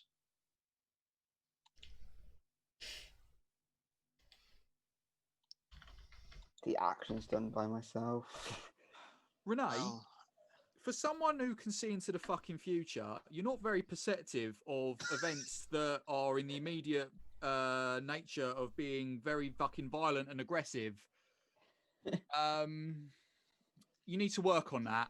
That's just a little. Look, I think it's can the amulet. Can we I was not? just checking. Can we not have this conversation in front of all these people? I was already walking and talking, so I thought I figured the rest of us were also. Yeah, Sorry. I assumed y'all were walking It's and fine. talking. I was just hoping. I was just hoping that was the case, and we weren't just fucking. Yeah. Still directly in front of them. That's not how you deceive people. Well, for all of fucking Renee's tact and mine and Fern's charisma. I mean, very in possible. all fairness, me and Josh, having played multiple games with Neve, fair dues. That is called a classic Neve pad. I had to dig Neve out one time as the DM because she went exploring somewhere that she shouldn't and got knocked unconscious on her own. And it was right at the end of the campaign. I was like, I don't want to have her to roll a whole new character for the final fight. That seems mean. Literally, So I had to 2 give her an seconds out. So I know, like, this is very much within Neve's character to just Yeah. So to do this shit. you walk and talk. I'm going to assume that y'all go quite a little bit a ways away from this area. Because you still have like an hour or so of daylight that you can travel in. I maybe want to go like 30 minutes. Yep, that's fine. I don't like. I want to still be kind of within touching distance of it because I'm about to have a conversation with these people, but That's fine. I don't want to go super far. Cool. All right, so y'all go off about half an hour away. The goblins seem to like watch y'all leave, and have your conversations as y'all make camp. Fern, what languages do you speak? I think same as you, Elvish, Giant, Cool, Sylvan, and Common. That's fine. In which case, then, in Elvish, I will kind of converse with everybody. Well, if we want the amulet, we're going to have to go and take it from the goblin lady. And I don't think it's wise necessarily to do it next to the shield guardian if we are going to go down that path. We sure that's the amulet we need, though? It makes sense from what we were told by the merchant prince. So I will It's say the that, remember, y'all have a journal Yeah. Yeah. which has a sketching of the amulet in it. Oh, sweet. Yeah. Oh, okay. Did that match the description of Yeah. the? If I get, yeah. So yeah, I'll take the journal out or whoever's got it and flick to the page and show Keller. It is what we are looking for. I think the conversation now is as to whether we want to try to take it or if we just leave them be. Well, imagine there's more. Sorry, go on. It would put somebody powerful in our gratitude, and I think ultimately all of our goals is to stop the undead in Cholt, and that would probably help further that end. But these people seem to live relatively peacefully out, or at least in the glade they do. So it's whether we want to take something that definitely does not belong to us from somebody who hasn't really done us anything wrong.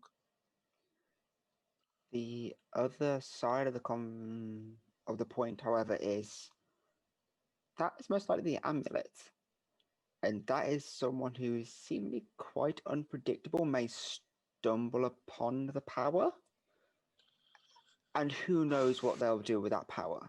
Sorry, They've not- unpredictable. Carry on. Can I point out, for Meadow and Fern, who were there at the reception of this quest, this guardian has been here for like 30 years. Yeah. I'm gonna let Keller and Renee hash this out, because this is a little bit different to what we know. I'll chime in when it's appropriate, I think. I think the issue is here, well, the way it comes across to me, right? And there's a few things here. This guardian spirit, regardless of if it ain't moved for how long, the Gobbo said, that's irrelevant. I don't think we should fuck with this sacred land either way. So if we're going to take something or do something about this amulet, we kind of got to do it on Gobbo's turf, right? However, saying that, came with quite a few gentlemen, and we don't know how many strong this village or tribe or whatever is. So if we're going to do something, we've got to be real tactful about it and all be on the same page and not do anything unexpected. So I'd probably recommend a stealth approach if that is possible for us to do. I myself am certainly not skilled in that approach, so obviously that's a discussion to be had. However, going forward, Renee, please, we all got to be on the same page. I think maybe if a situation arises like just happened, we need to be like, okay, if this happens, what's the plan? What we gonna do? Because we could have ended up in a real sticky knifey situation there, which I'm not averse to. However, being on that sacred land, it's all a bit odd and suspicious. Do you know what I mean? It could have ended up a lot worse.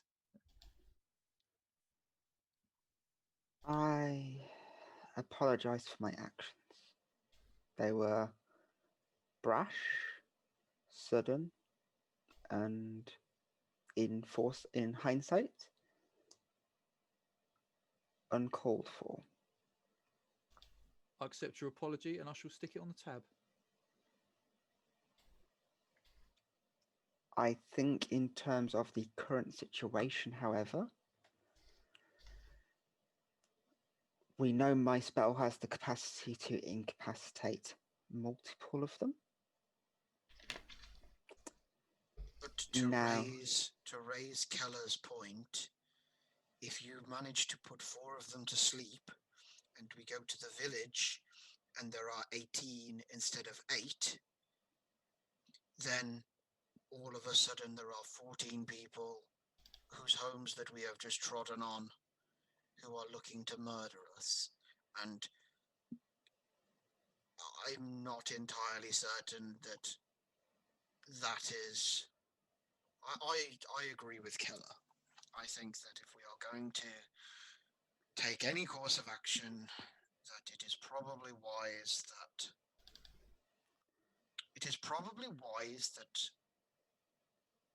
we take it on the path. I do the stealth stuff because I can wild shape. Well, yeah. I mean, this is it as well. We either go to their camp or village or wherever, which I think would be a harder job, or yeah, like you said, Renee, do it on the path. However, we've been going for about 30 minutes. We don't know how far away their camp or village is, so we may have missed our chance there. So unless we fancy doing a little bit of recon and perhaps watching their movements and seeing how long between it is that they come to and forth from this sacred place. Before we do anything, I would like to hear my cousin. Yeah, Aw. of course. I don't like any of this, and I didn't want to interrupt your plans because you're all really good at what you do. It's just that they are trying so hard to not do killing on each other, and it doesn't sit right with me that we would interrupt goblins who've chosen the path of peace just to steal something from them. And perhaps we can maybe try and... it's hard because I don't think we can do it. I've tried to think about it 1,000,001 ways, but trade for her amulet, perhaps, if we can somehow convince her that this heirloom found on a dead humanoid in the forest is not of import, and instead surely it would be greater for the queen of the goblins to have, I don't know what. You're good at the words, Keller. Then perhaps she would give it, and not willingly. We would have to obviously reach some kind of compromise with her, but I don't like the idea of destroying a place of peace. I know we don't want to destroy the place, we only want to destroy the people that use it, and I don't want to destroy the people that use it either.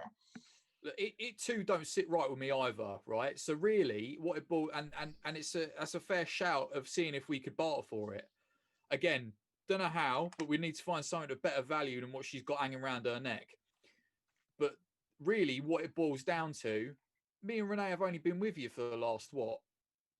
3 days? 3 days. It's a bit longer than that, I think. Yeah, five days. For at least 5 days. And we didn't pick up this quest, right? So you two did. So you understand the importance of it, or the potential importance of an outcome in completing this. So it's if you think the ends justify the means. Do you know what I mean? If it's worth us taking this thing by whatever means, force, barter, or whatever, having that risk to what the reward might be, to the greater good, to the grand scheme of why we're all in this jungle. Really, that's your call, I think. I think also it does touch on Renee's thing as well, where they said that outside of the glade, they were willing to slit each other's throats. Yeah, they ain't exactly peaceful. And actually, what does happen if a goblin is smarter than your average goblin and does work out that it actually has the thing that allows them to control the spirit guardian, or the shield guardian, or whatever you want to call it, and then goes on a rampage and murders the other two tribes, and then takes it wherever it's going to take it. So I think I don't think that there is a good outcome. I think it is entirely as to which path we wish to tread with it. And like we say, and like you have said, Keller, we have only been traveling with you for a 10-day or so, and it is. Fern and I had the quest, but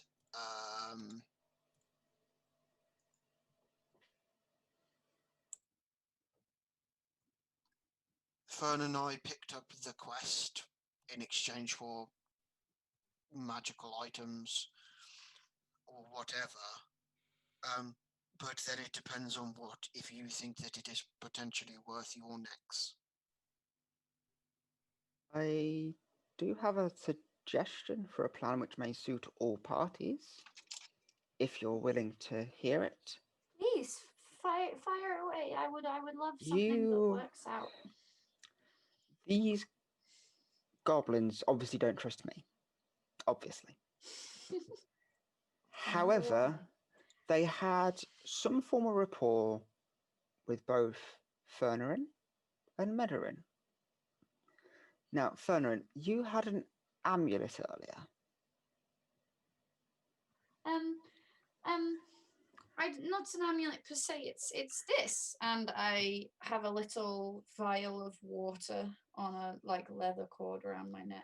That is my spellcasting focus. I thought it was the thing that the. I think Neve's getting it from your trinket table. Oh my! It's a little bell with no clapper. It's not an amulet. Okay. I'm thinking if we can offer them something, we could enchant it in a way that makes it seem more powerful than it is, and then convince them that this has come as an offering from the Shield Guardian because we were a neutral party. Does that make sense? Like it's the bare bones. It's a nice idea. It's just because if it's then going to work. Because I kind of think these goblins are a little bit smarter than your average. Just a little bit. I'm not saying this ain't going to work. Because then they feel they got something in exchange. They still have something of symbiotic worth, but the potential dangerous item is then taken from the unpredictable hands of the goblins. I think taking a dangerous item from the hands of the goblins is a good idea, but I think. But also, who are we giving it to? I think we should keep it and not use it and never disturb this place again because it's what someone like Eldath would want. I don't want. I really, really like Wakango. He's really, really nice guy, but he'll probably just sell it to the highest bidder, and then the Shield Guardian will stand up and walk away, and 3 tribes of nice creatures in the forest will not be friends anymore, and I don't like that. And but I think first port of call is definitely getting the necklace, and although I hate deception and it makes me feel uncomfortable, I like it better than doing any hurting or killing. So perhaps deceiving the queen into swapping an amulet for something else is the best we can do. Oh, I don't like saying it. It makes me feel bad, but I think you're right. Hey, Fern. It's all right. Calm down. Yeah? Have a swig of that thing you got. The Tej. Yeah. Have a bit of that. Some. Just, it's all right. Have a little breath. So another few things here with regards to a swap, right? I think she's a bit smarter than she lets on, or than we are perhaps assuming these goblins are, just a little bit, right? So there is a case that we just leave it and we go on our merry way and forget about this amulet and this job and whatnot, because again, you're not sure what this geezer's going to do with this amulet should you give it back to him.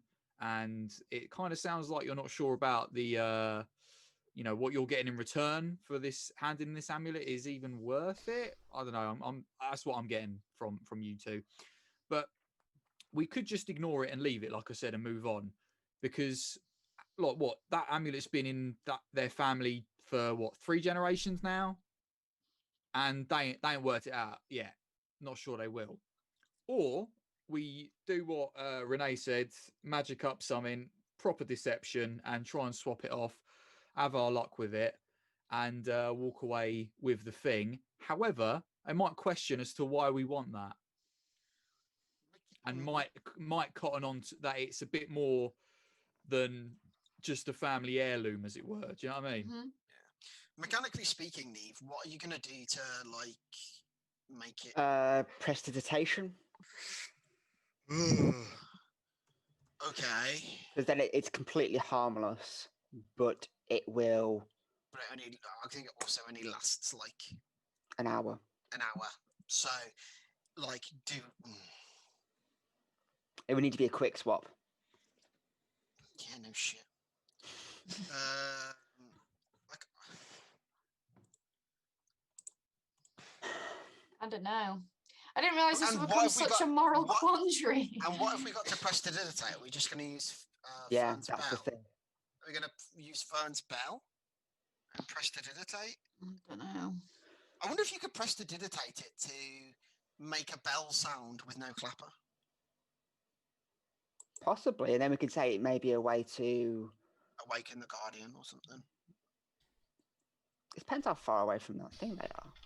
We could say. Ooh, I've had an idea. Sorry. Mm. No, So go on. prestidigitation is 3 effects, correct? Yes, You can change the colour of your eyes as one of the things, or is that thaumaturgy? That's thaumaturgy. 30. Oh, I just had such a good one there. I was gonna say, like, you could like make the bell make the sound, and then make like its eye, like it's the Shield Guardian's eyes, light up, as if it You like, responded to the possibly- bell. The Shield Guardian's eyes, are they technically items or because it's a construct? Yeah, I guess, and it's innate without the. That's a question for Kirk, I guess. I mean, there are 2 slits in a helmet. What's under there? You have no idea. Oh, don't tease me, DM. You could theoretically put some lights under there, though, maybe. Just put some rocks under there. I mean, I could arrange that with a wild shape pretty easily. If there's a way to lodge them on there. Let me see that picture. Yeah, right. Well, guys, you let me do a load of missionary work for them for ages. I give them all the Convert them dead. to Elder. I give them all the ritual ceremony of dedication, and convert them all to Eldath, and then take the amulet off them, and you all get to enjoy like a week's worth of RP of me just being like, Eldath, Eldath, Eldath, and then we have an entire church of Eldath worshipping goblins, and everything works out fine. I'm sure nothing would go wrong with that. I idea. think Are you sure this is not a cult? this trickery. I think this trickery thing could work though, because if Renee can prestidigitate enough things and we can facilitate a way for it all to make sense, I can enhance ability Keller to give him the advantage on the charisma checks. The And issue then- with prestidigitation is it only has a range of 10 foot. We can do it right in front of the Shield Guardian. That's not a problem. The other thing is not all of the effects last for an hour. Yeah. Some of the effects are instantaneous. They Yeah, happen like and then sound. If I get my timing right, like the moment you move that bell, I can make a bell ring. In fact, that's what you do. You don't make it ring from the bell itself. You make it ring around. And that's what makes Then it it's also magical. what are the components for thaumaturgy? Is it verbal somatic material? Verbal Correct. somatic. So you're gonna be sat there going as a bloody you know. So They don't understand magic. I understood you were casting detect magic. No, no. Yeah. What I'm saying is they don't understand what I'm casting, though. Yeah, but I They don't don't think that's trust- the if they worry. don't That's not the trust- worry here. That's They not the don't trust worry the here. magic. They don't. Yeah, they don't trust you. Full stop. When you start twiddling your fingers and speaking your words, so regardless of what you're casting, they ain't having none of it, son.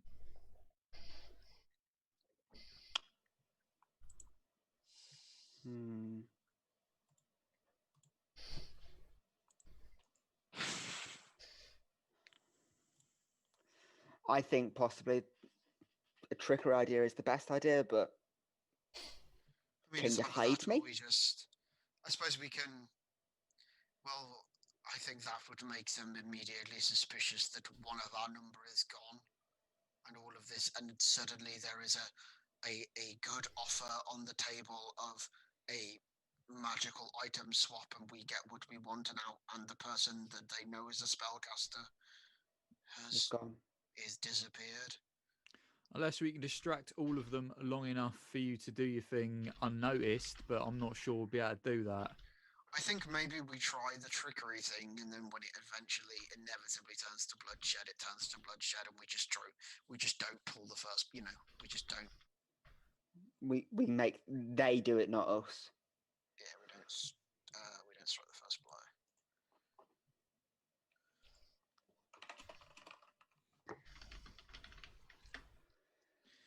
So are Think we our planning trickery. we plan to do that here at the site, as it were? No. We can't despoil this site at all. No. Yeah. I'm glad you agree with me on that one, Keller. You're Yeah, not I you're don't not like it. as unholy as you first seem when people meet you, you know? And I mean that as a compliment. I know it sounds bad, but I genuinely mean it as a compliment. I'm sorry. Ooh, Fern, chill. You didn't insult me. okay. I get it. I come across a bit strong. Some people don't quite understand me at first glance, but hey, you get in there. Good for you. I don't necessarily advocate for bloodshed on the site, honestly, but I don't want to be the person that strikes the first blow. Yeah.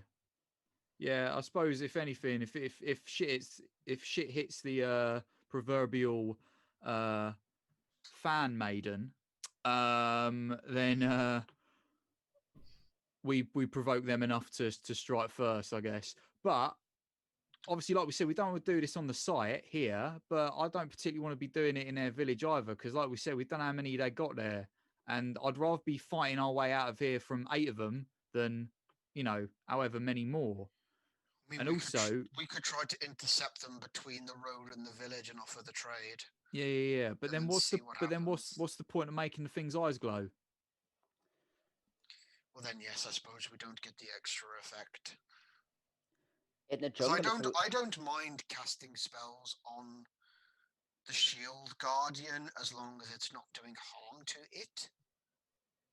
Like, I don't think that is necessarily a dangerous business. I think it is probably an alternative to the trickery is if we do it on the path, is that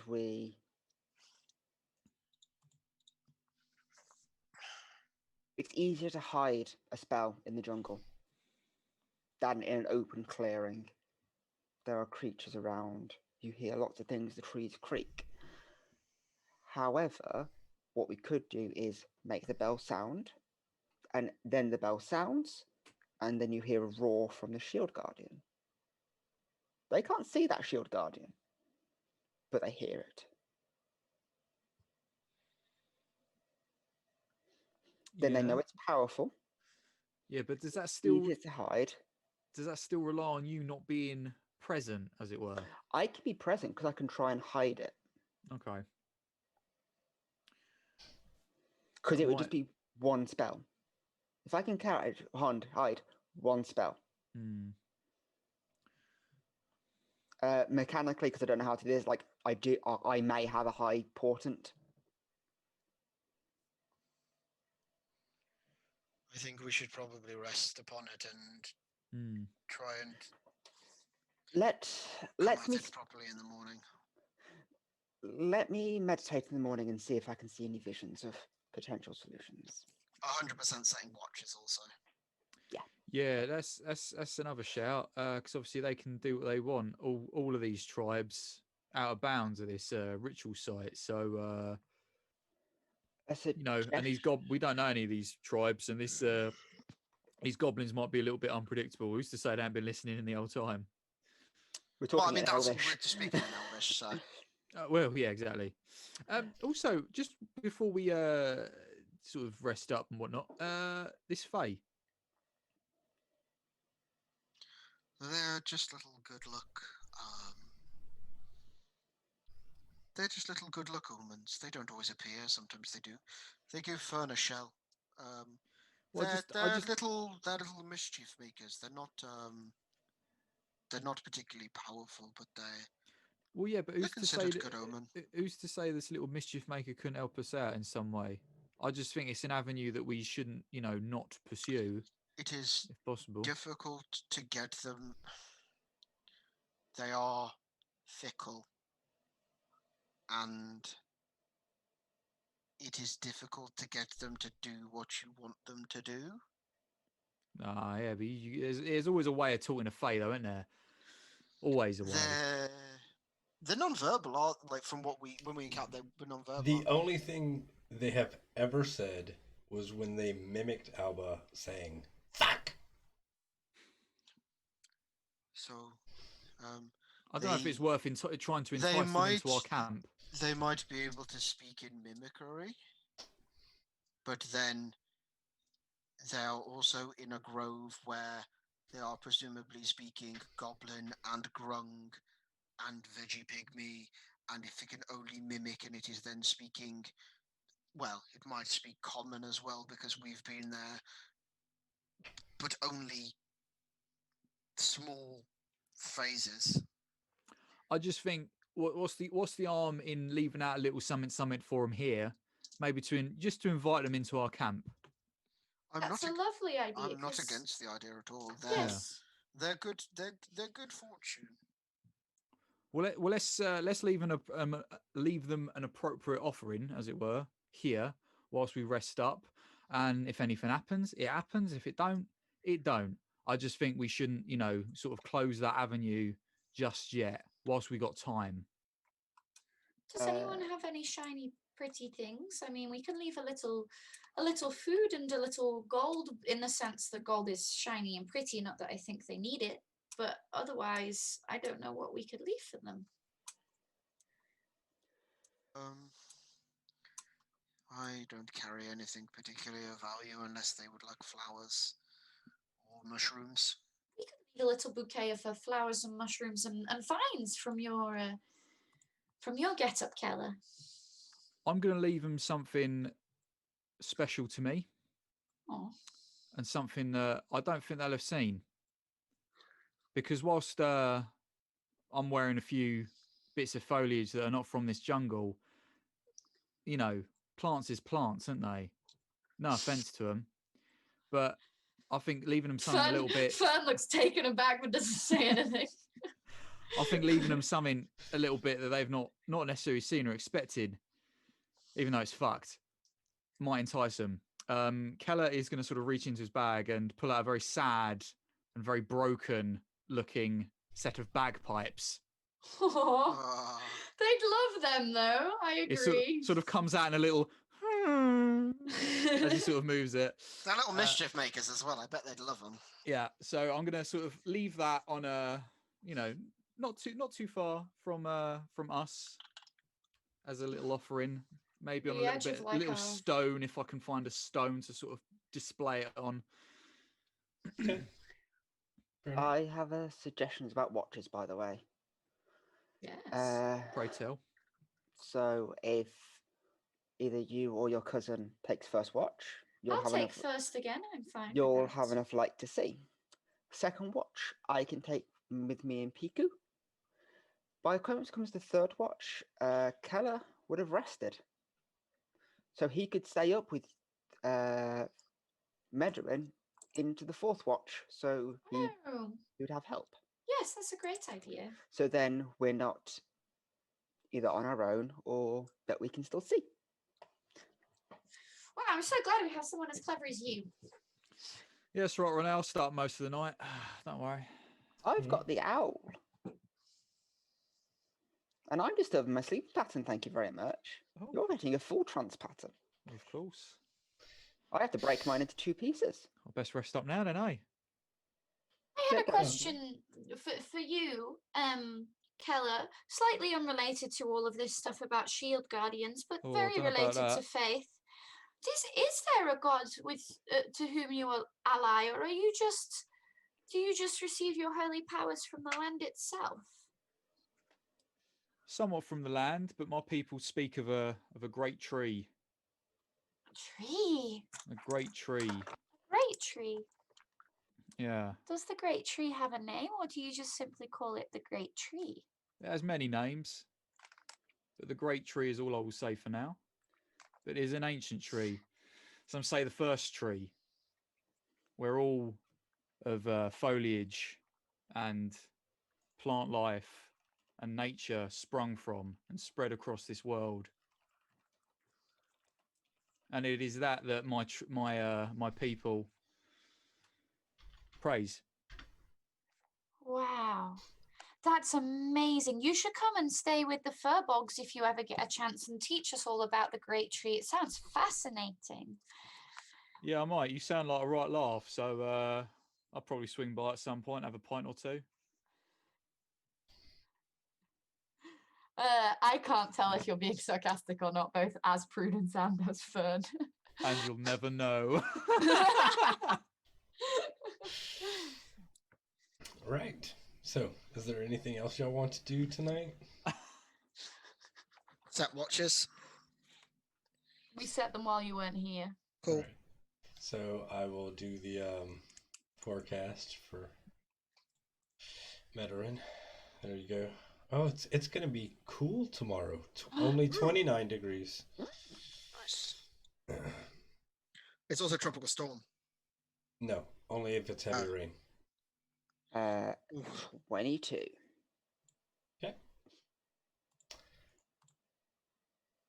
15.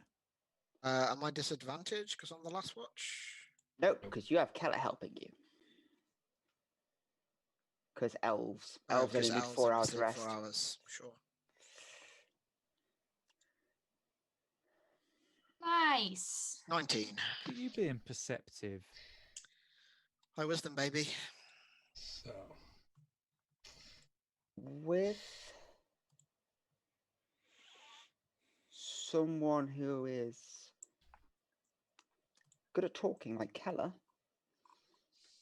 the fortunes seem well if we go ahead with the trickery option.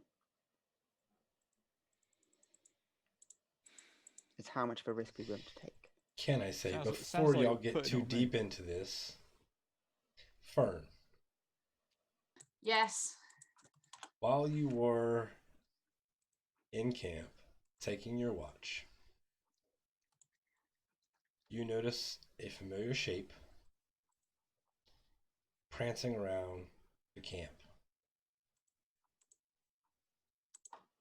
and investigating this package that has been left out.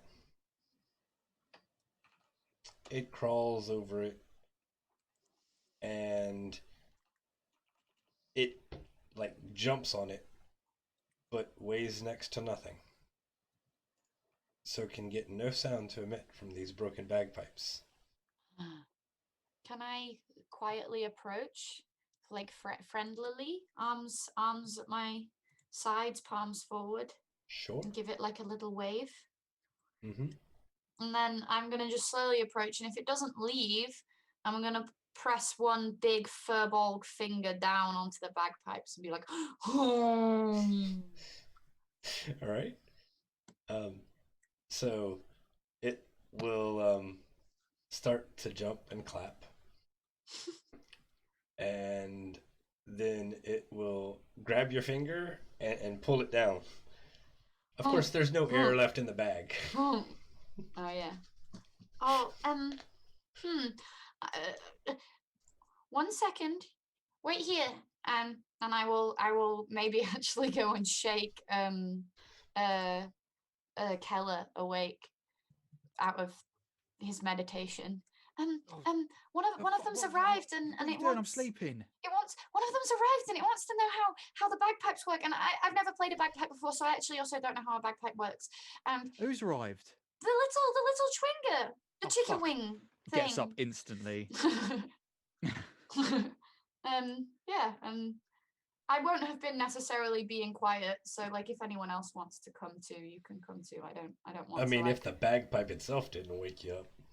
yeah, I don't want to like be strong arming people out of the scene. I just immediately went and woke up Keller, but the rest of you all are. So is it currently on the bagpipes? Yes. All right, mate. How's it going? You bagpipes. You like them? Just keeps tilting its head at you. It likes the sound. You should make it make the sound. Oh, I mean, they're a bit broken for that. Musical. Just the honk. It just wants to hear the honk. It doesn't need the tune. Just make the little bit go. Wah.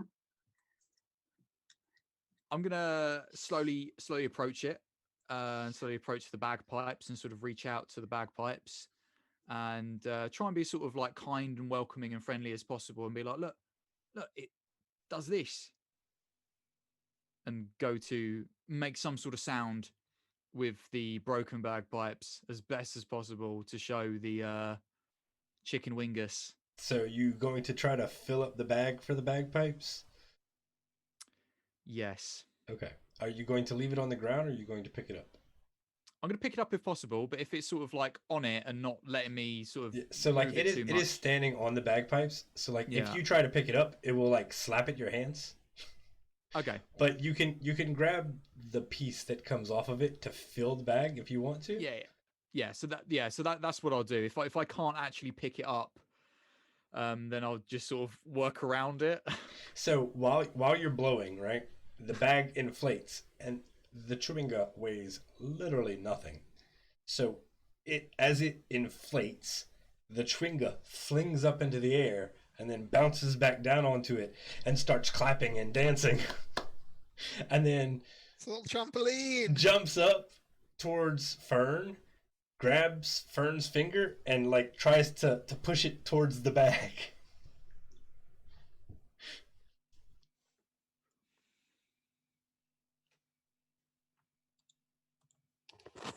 Hello.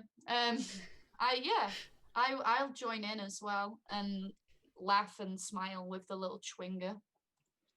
And as it's like bouncing around and stuff, I don't know. I want to let it just have loads of fun. But if it starts getting out of breath at any point, I do want to try talk to it. Yeah, I mean, the thing's just going to basically keep trying to convince y'all to fill the bag with air and then make noise.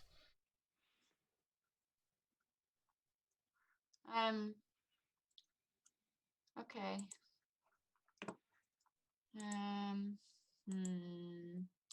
I don't know. I'm just kind of split in these two minds where I want to play with the Schwinger, but I also want to talk to it. You hungry, mate? I'm Nums.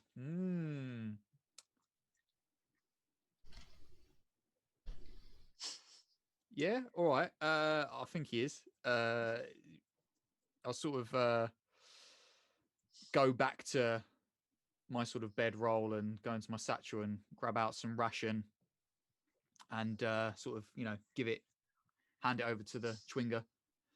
So, maybe like take a little bite myself and then offer it to him. So I want to, because I Roll don't think you've initiative. seen the picture I have not. of these things. So let me. They rule. I love them.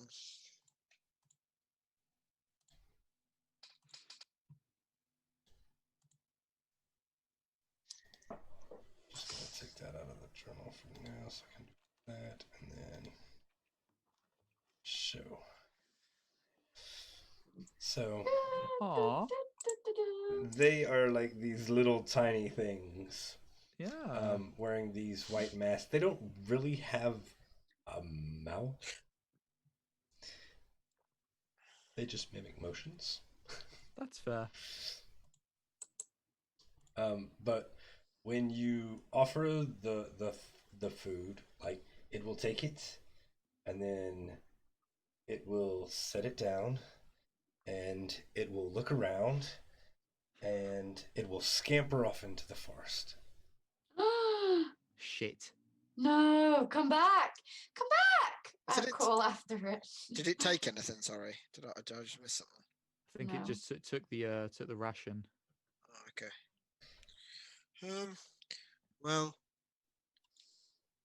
they are fey and they are fickle, and maybe when we attempt our trickery tomorrow, it will remember that we gave it a little fun time.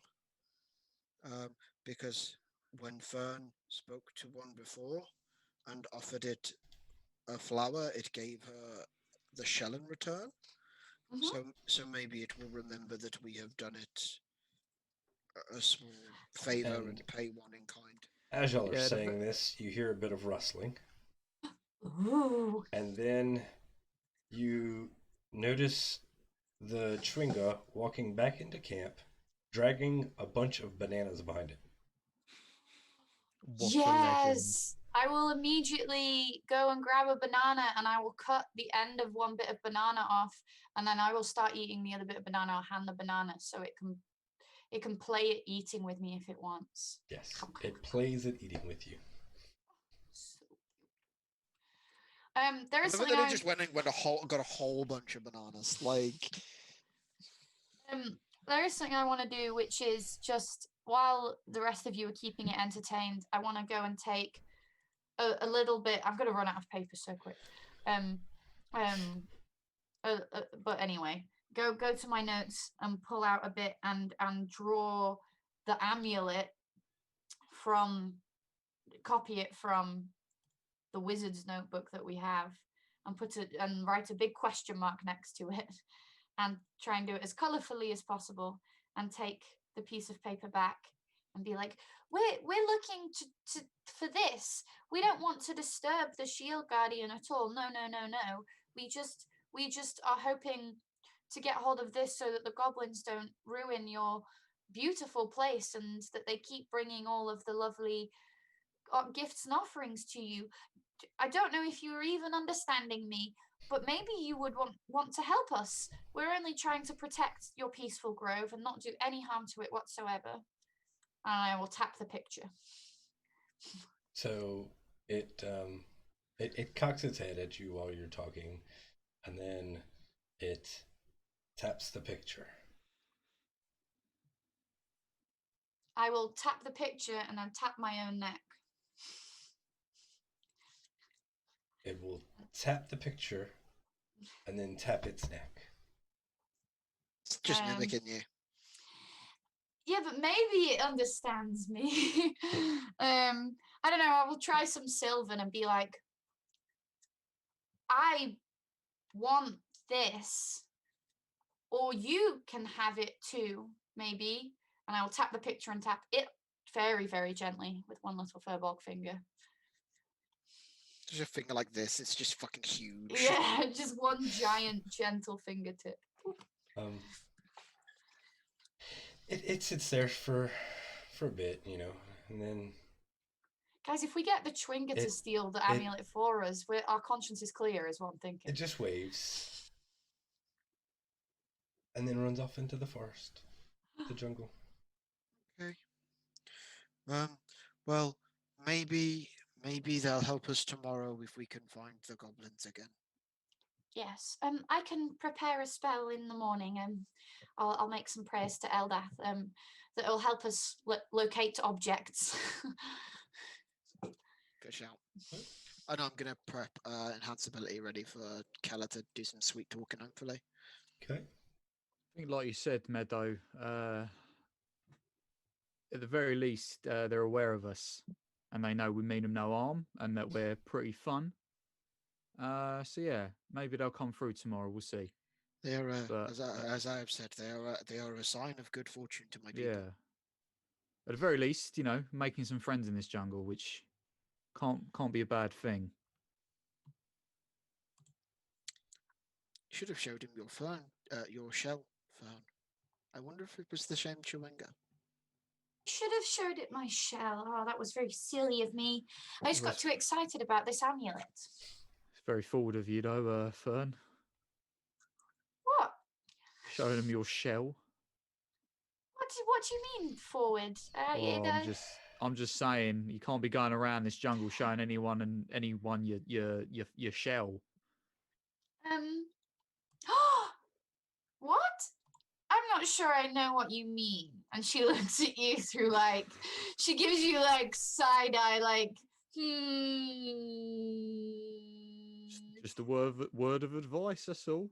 Well, my Night. watch was nearly over, so perhaps you want to take over and sit and think about shells. I will sleep because I believe it is Renee's turn to awaken and Okay. watch this place. I'm gonna put my little hammock far away from from Kellis. Okay. So, unless there's anything else you want to do, the night will pass now. And y'all can go about discussing your plans as the sun rises, or, Do we make our way back to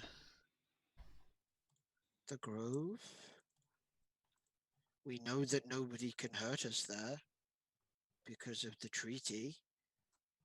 So if we run into the veggie pygmies or the grung, they're not going to be able to hurt us for fear of breaking the truce.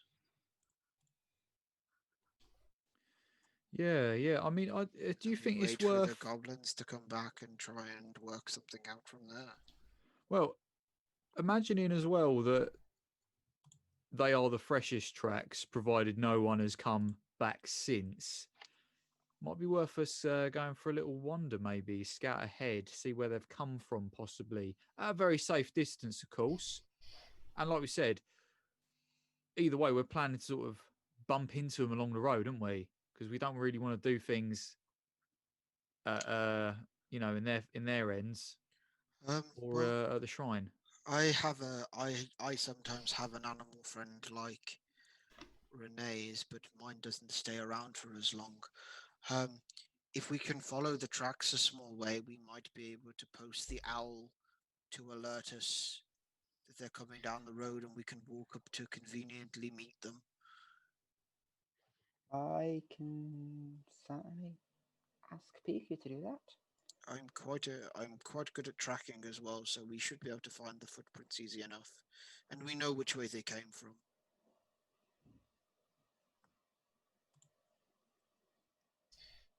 But we still need to decide: are we doing the bell ringing and the distant roar? Is that what we're trying to accomplish? I think that is possibly the best plan. We could give it a go, and if not, I don't want to kill them. Just knock them out, We can knock them out. and we take it. Oh, I don't like it, but as you said, if one of them figures out how it works, that's far more danger in the long run. I would rather. I need to be honest with you here, Fern.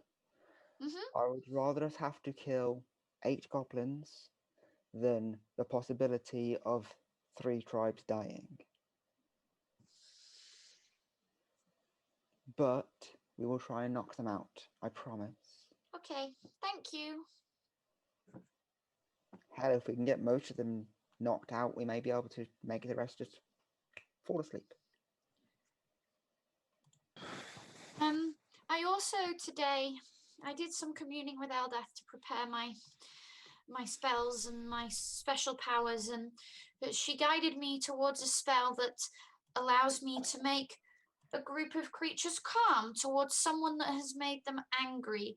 So between the goblins potentially getting angry and us potentially hitting the goblins, if I could have one chance to cast that spell, I would appreciate it.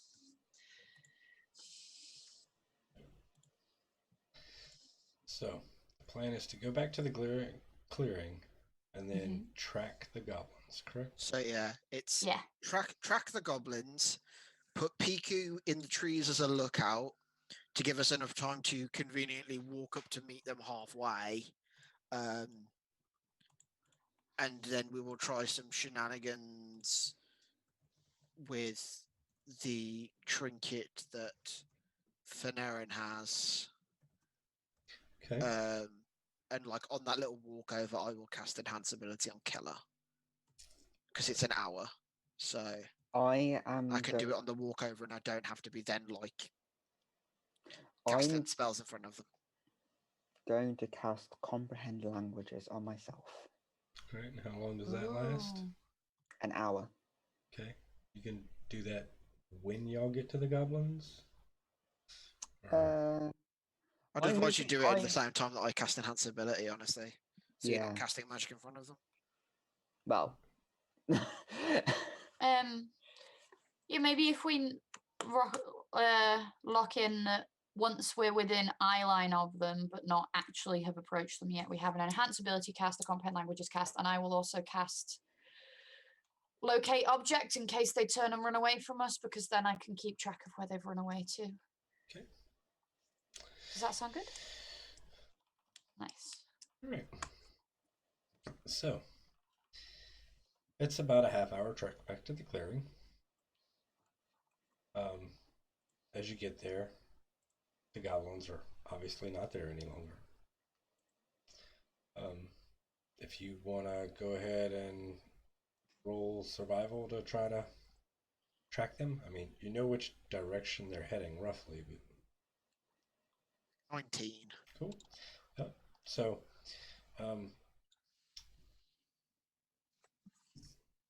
you can follow their tracks without too much problem. Are y'all going to set a fast pace to try to catch up to them, or going to just travel at a normal pace, hoping that eventually they sleep, or that you aren't that far behind, or? I think a normal pace, because if we go fast, we might start getting sloppy. Yeah, we got to Yeah. be careful. And we're also, like, it's open country once we're outside of that glade as well. Yeah. Or it might just be a dinosaur waiting around the corner. You never know. This is also true. Tis chopped. Just a quick one. If shit hits the fan, what's the plan? Knock them out. No, first I try and calm them all down, and if I can't calm them all down, then we knock them out. As in lethally, or No.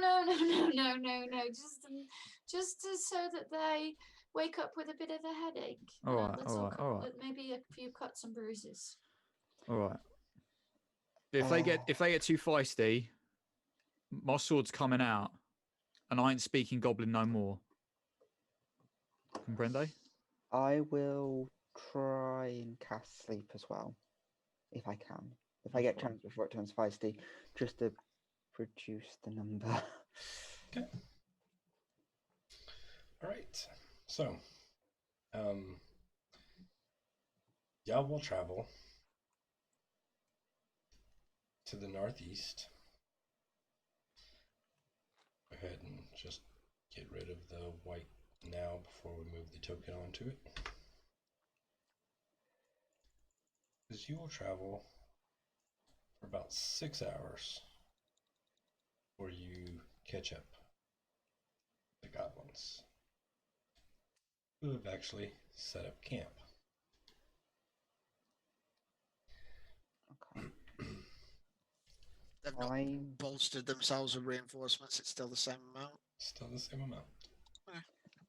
I'm going to go into the eyes of Piku.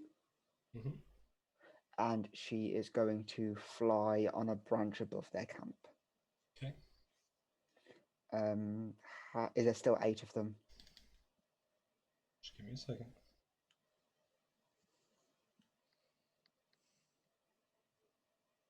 Good. I would very much. That's an owl that you're using.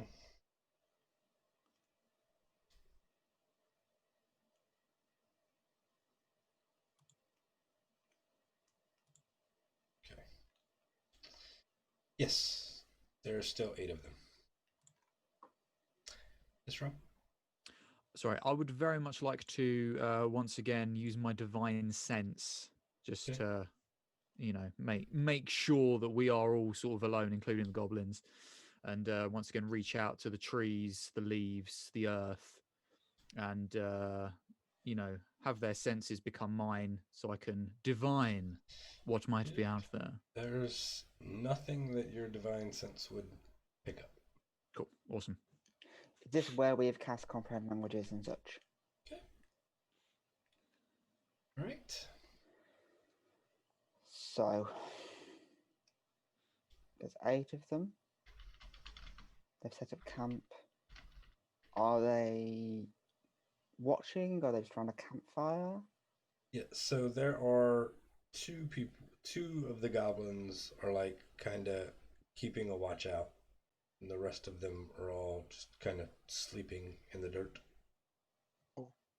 As we catch up, then those spells that we agreed are cast, I presume. Mm-hmm.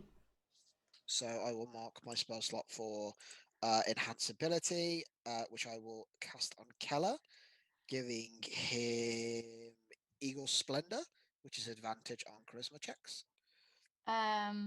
I will I will name the amulet that was being worn by the Goblin Queen, and if it's within 1,000 feet, I know where it is. If it's not within 1,000 feet, hey guys, we've learned something about the current situation. Oh dear. So just quick, we're giving them this bell, which it's going to ring, and then they're going to hear a roar coming from the direction of the glade. Yep. And you can even claim the Schwinger gave it to you as a way to control the Guardian, and you wanted to give it to the goblins, perhaps.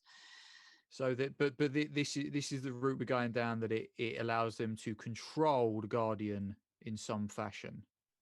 Yes, and become akin to a god. Oh goodness, that's so blasphemous to say. Or we Eldeth, can I'm say it lets sorry. them communicate with the Guardian. Oh, That's what I'd rather do, rather than big it up too nicer. much. Yeah, Okay, communicate okay, it. Perhaps okay. give them more favour against the other tribes. Yeah. Is it worth saying that we got it from the Twinger? Is that something that's...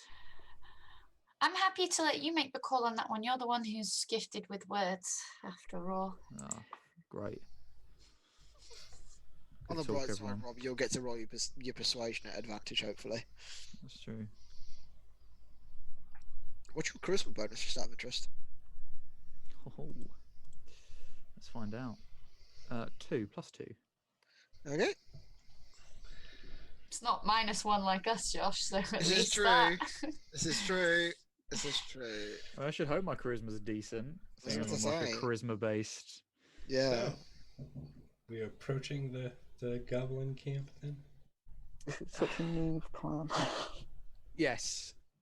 Keller will march proudly towards the Goblin Queen and her pack. Okay. And when I'm sort of within a decent range, I will sort of shout towards them.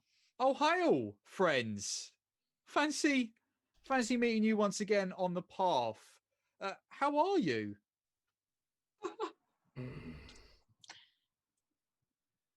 So they will instinctively point their sharp bows at you. And then they will turn to each other, and one of them will say, "Oh, wait, Queen Grabstab. And the other will kind of reach over and shake the queen awake. The queen will wake and look up. Hail, oh great queen, and I will like bow as low as I literally can, in sort of honor of Kingship. her. So, what are the rest of you doing? I'm just holding back slightly. I'm gonna kind of like stay behind Fennerin and. Oh yeah, Fern, we can.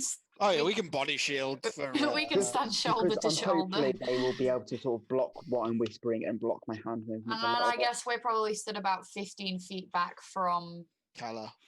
Keller, letting Keller take the lead. Yeah. Okay. What do you want? Great queen, I'm very glad we've bumped into each other. I don't want all the Later. pretty words. Come on. I woke up for this crap. Of course.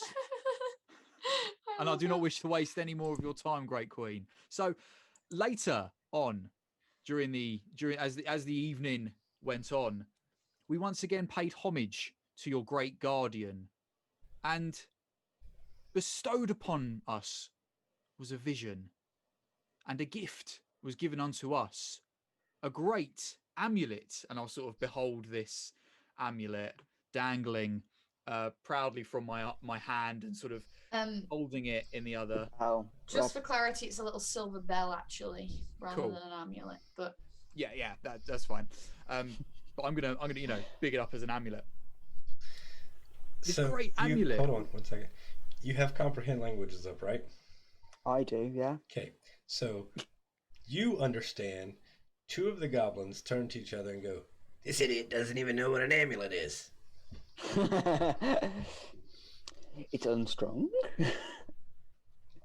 I'm not saying that. Continue. Great amulet.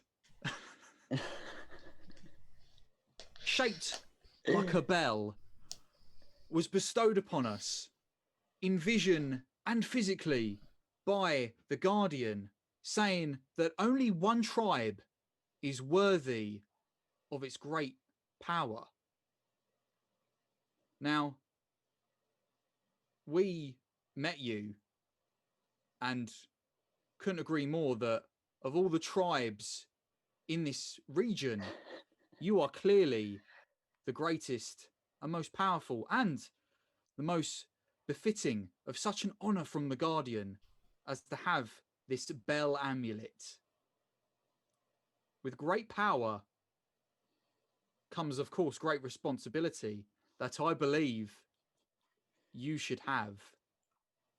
This will give you great favor among your wonderful and most powerful Guardian.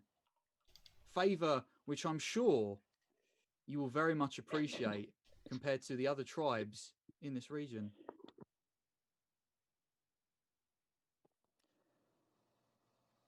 All right, you want to roll your deception check now? Oh, yes.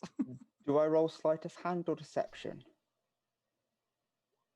Well, you're doing thaumaturgy, aren't you? So I'm trying to cover the hand emotions mostly.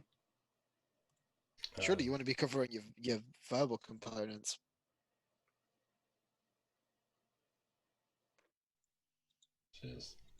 What are you It's not trying? bad, though. 21. Insight is what skill again? Wisdom. I'm gonna roll a 10. Okay, Hey. cool.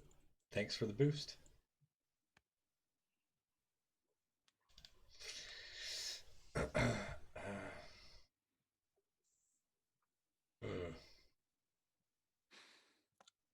Well, what does this amulet do exactly? I'm a bit confused on the details here. Oh, of course. It allows you to commune directly with the Great Guardian, so that it may bestow upon you great favor, or whatever it is that you desire in your communication with it. Uh-huh. Why wouldn't you keep it for yourself? Because in our vision from the Guardian, it was given to us to give to one of the great tribes of this region. And there is no greater tribe than you, my queen. Don't forget to actually barter for it, Rob. You're just giving I it them at the know, moment. I'm not. However, of course, things come at a cost, do they not? We would be willing to very much trade this great amulet for that which resides round your neck, great queen, as we think that is a befitting prize for something that can commune with your great guardian.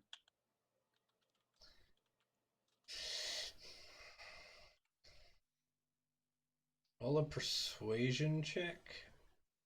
Cool. Is that also flat? With... Okay. Oh. Persuasion.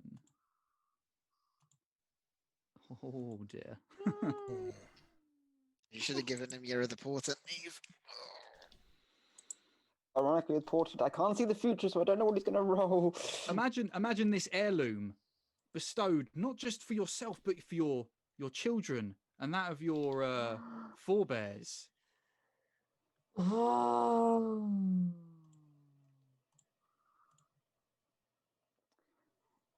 Ring the bell, Rob. Ring the bell, Rob. We can Ring the show you bell, how Rob. it works. Do it. Show Let's us. see.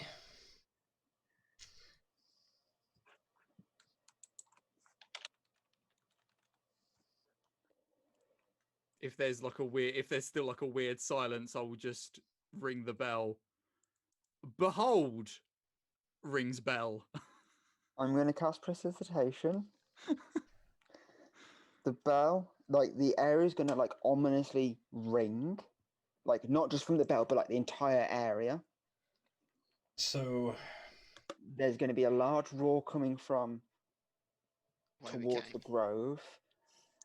And is there anything else?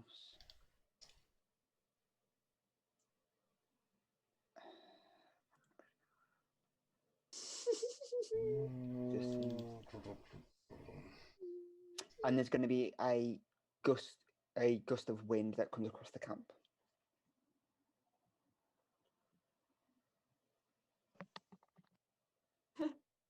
It's non-harmful. Like before you Roll- put that, it's non-harmful. roll. But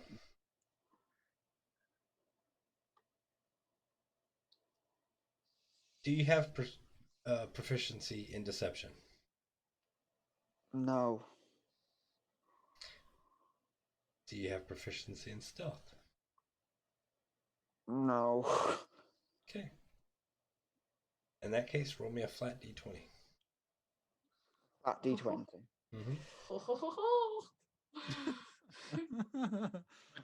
Great plan, guys. No! Why didn't you use your portent? Oh! Damn. No, I guess we're fighting them. The portent would probably fail, so I thought I may as well take the chance of the dice. So, one of the other goblins shouts out, because you understand Goblin, Absolutely. "The wizard's doing magic, my queen!"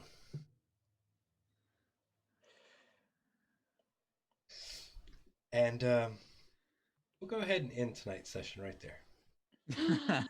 Oh no. Dun dun dun. Oh no.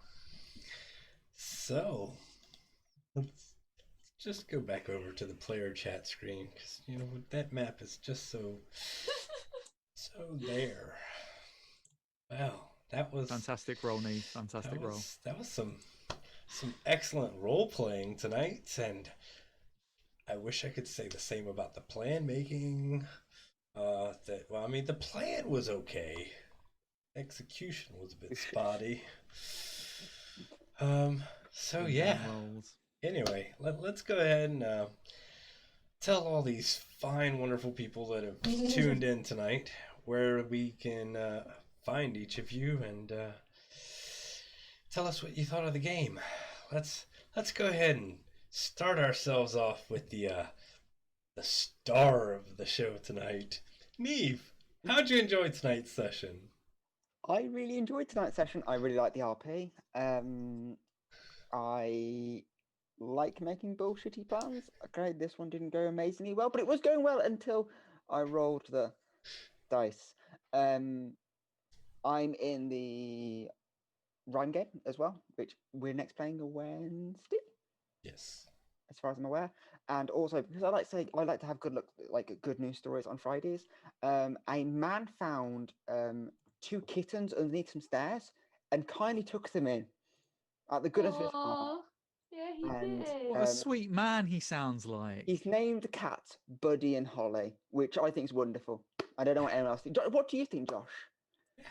Hey Josh, what That do guy you think? that guy sounds like a motherfucking sucker, is what that guy sounds like. And you would never catch me dead. Adopting. Oh, he Kittens. looks just like Buddy Holly.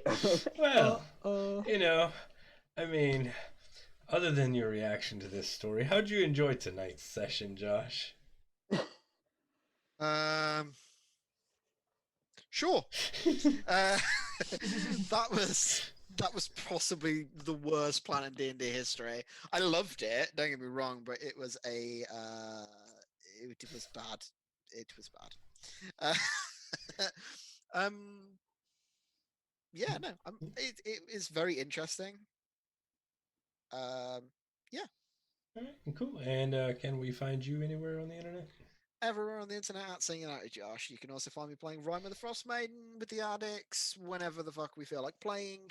We are currently scheduled for Wednesday. Duna. Cool. Well, it's a bit late in the week, isn't it? I know. Somebody's on night shift. Yeah, gotta- that's the thing when you play with people who have swing shifts. You know, you gotta kind of work around it. Yeah, it's either like a full week. It's like a full session a week, or maybe like a 1 session a week. Yeah. You know, unless the boy catches COVID, in which case it's 5 or 6 sessions. But anyway, Prue, Hello. how did you enjoy tonight's session? I really enjoyed it. Harebrained schemes are my favorite things. I loved it. It was a bit of a moral quandary. You put a load of people that love being peaceful and flowers in front of Fernerin, and she's like, guys, I don't know. It's on you guys on this one. But I really, really liked it. It was really good. I Excellent. appreciated the flower. Yeah. Told you I had plans. And where can we find you on the internet?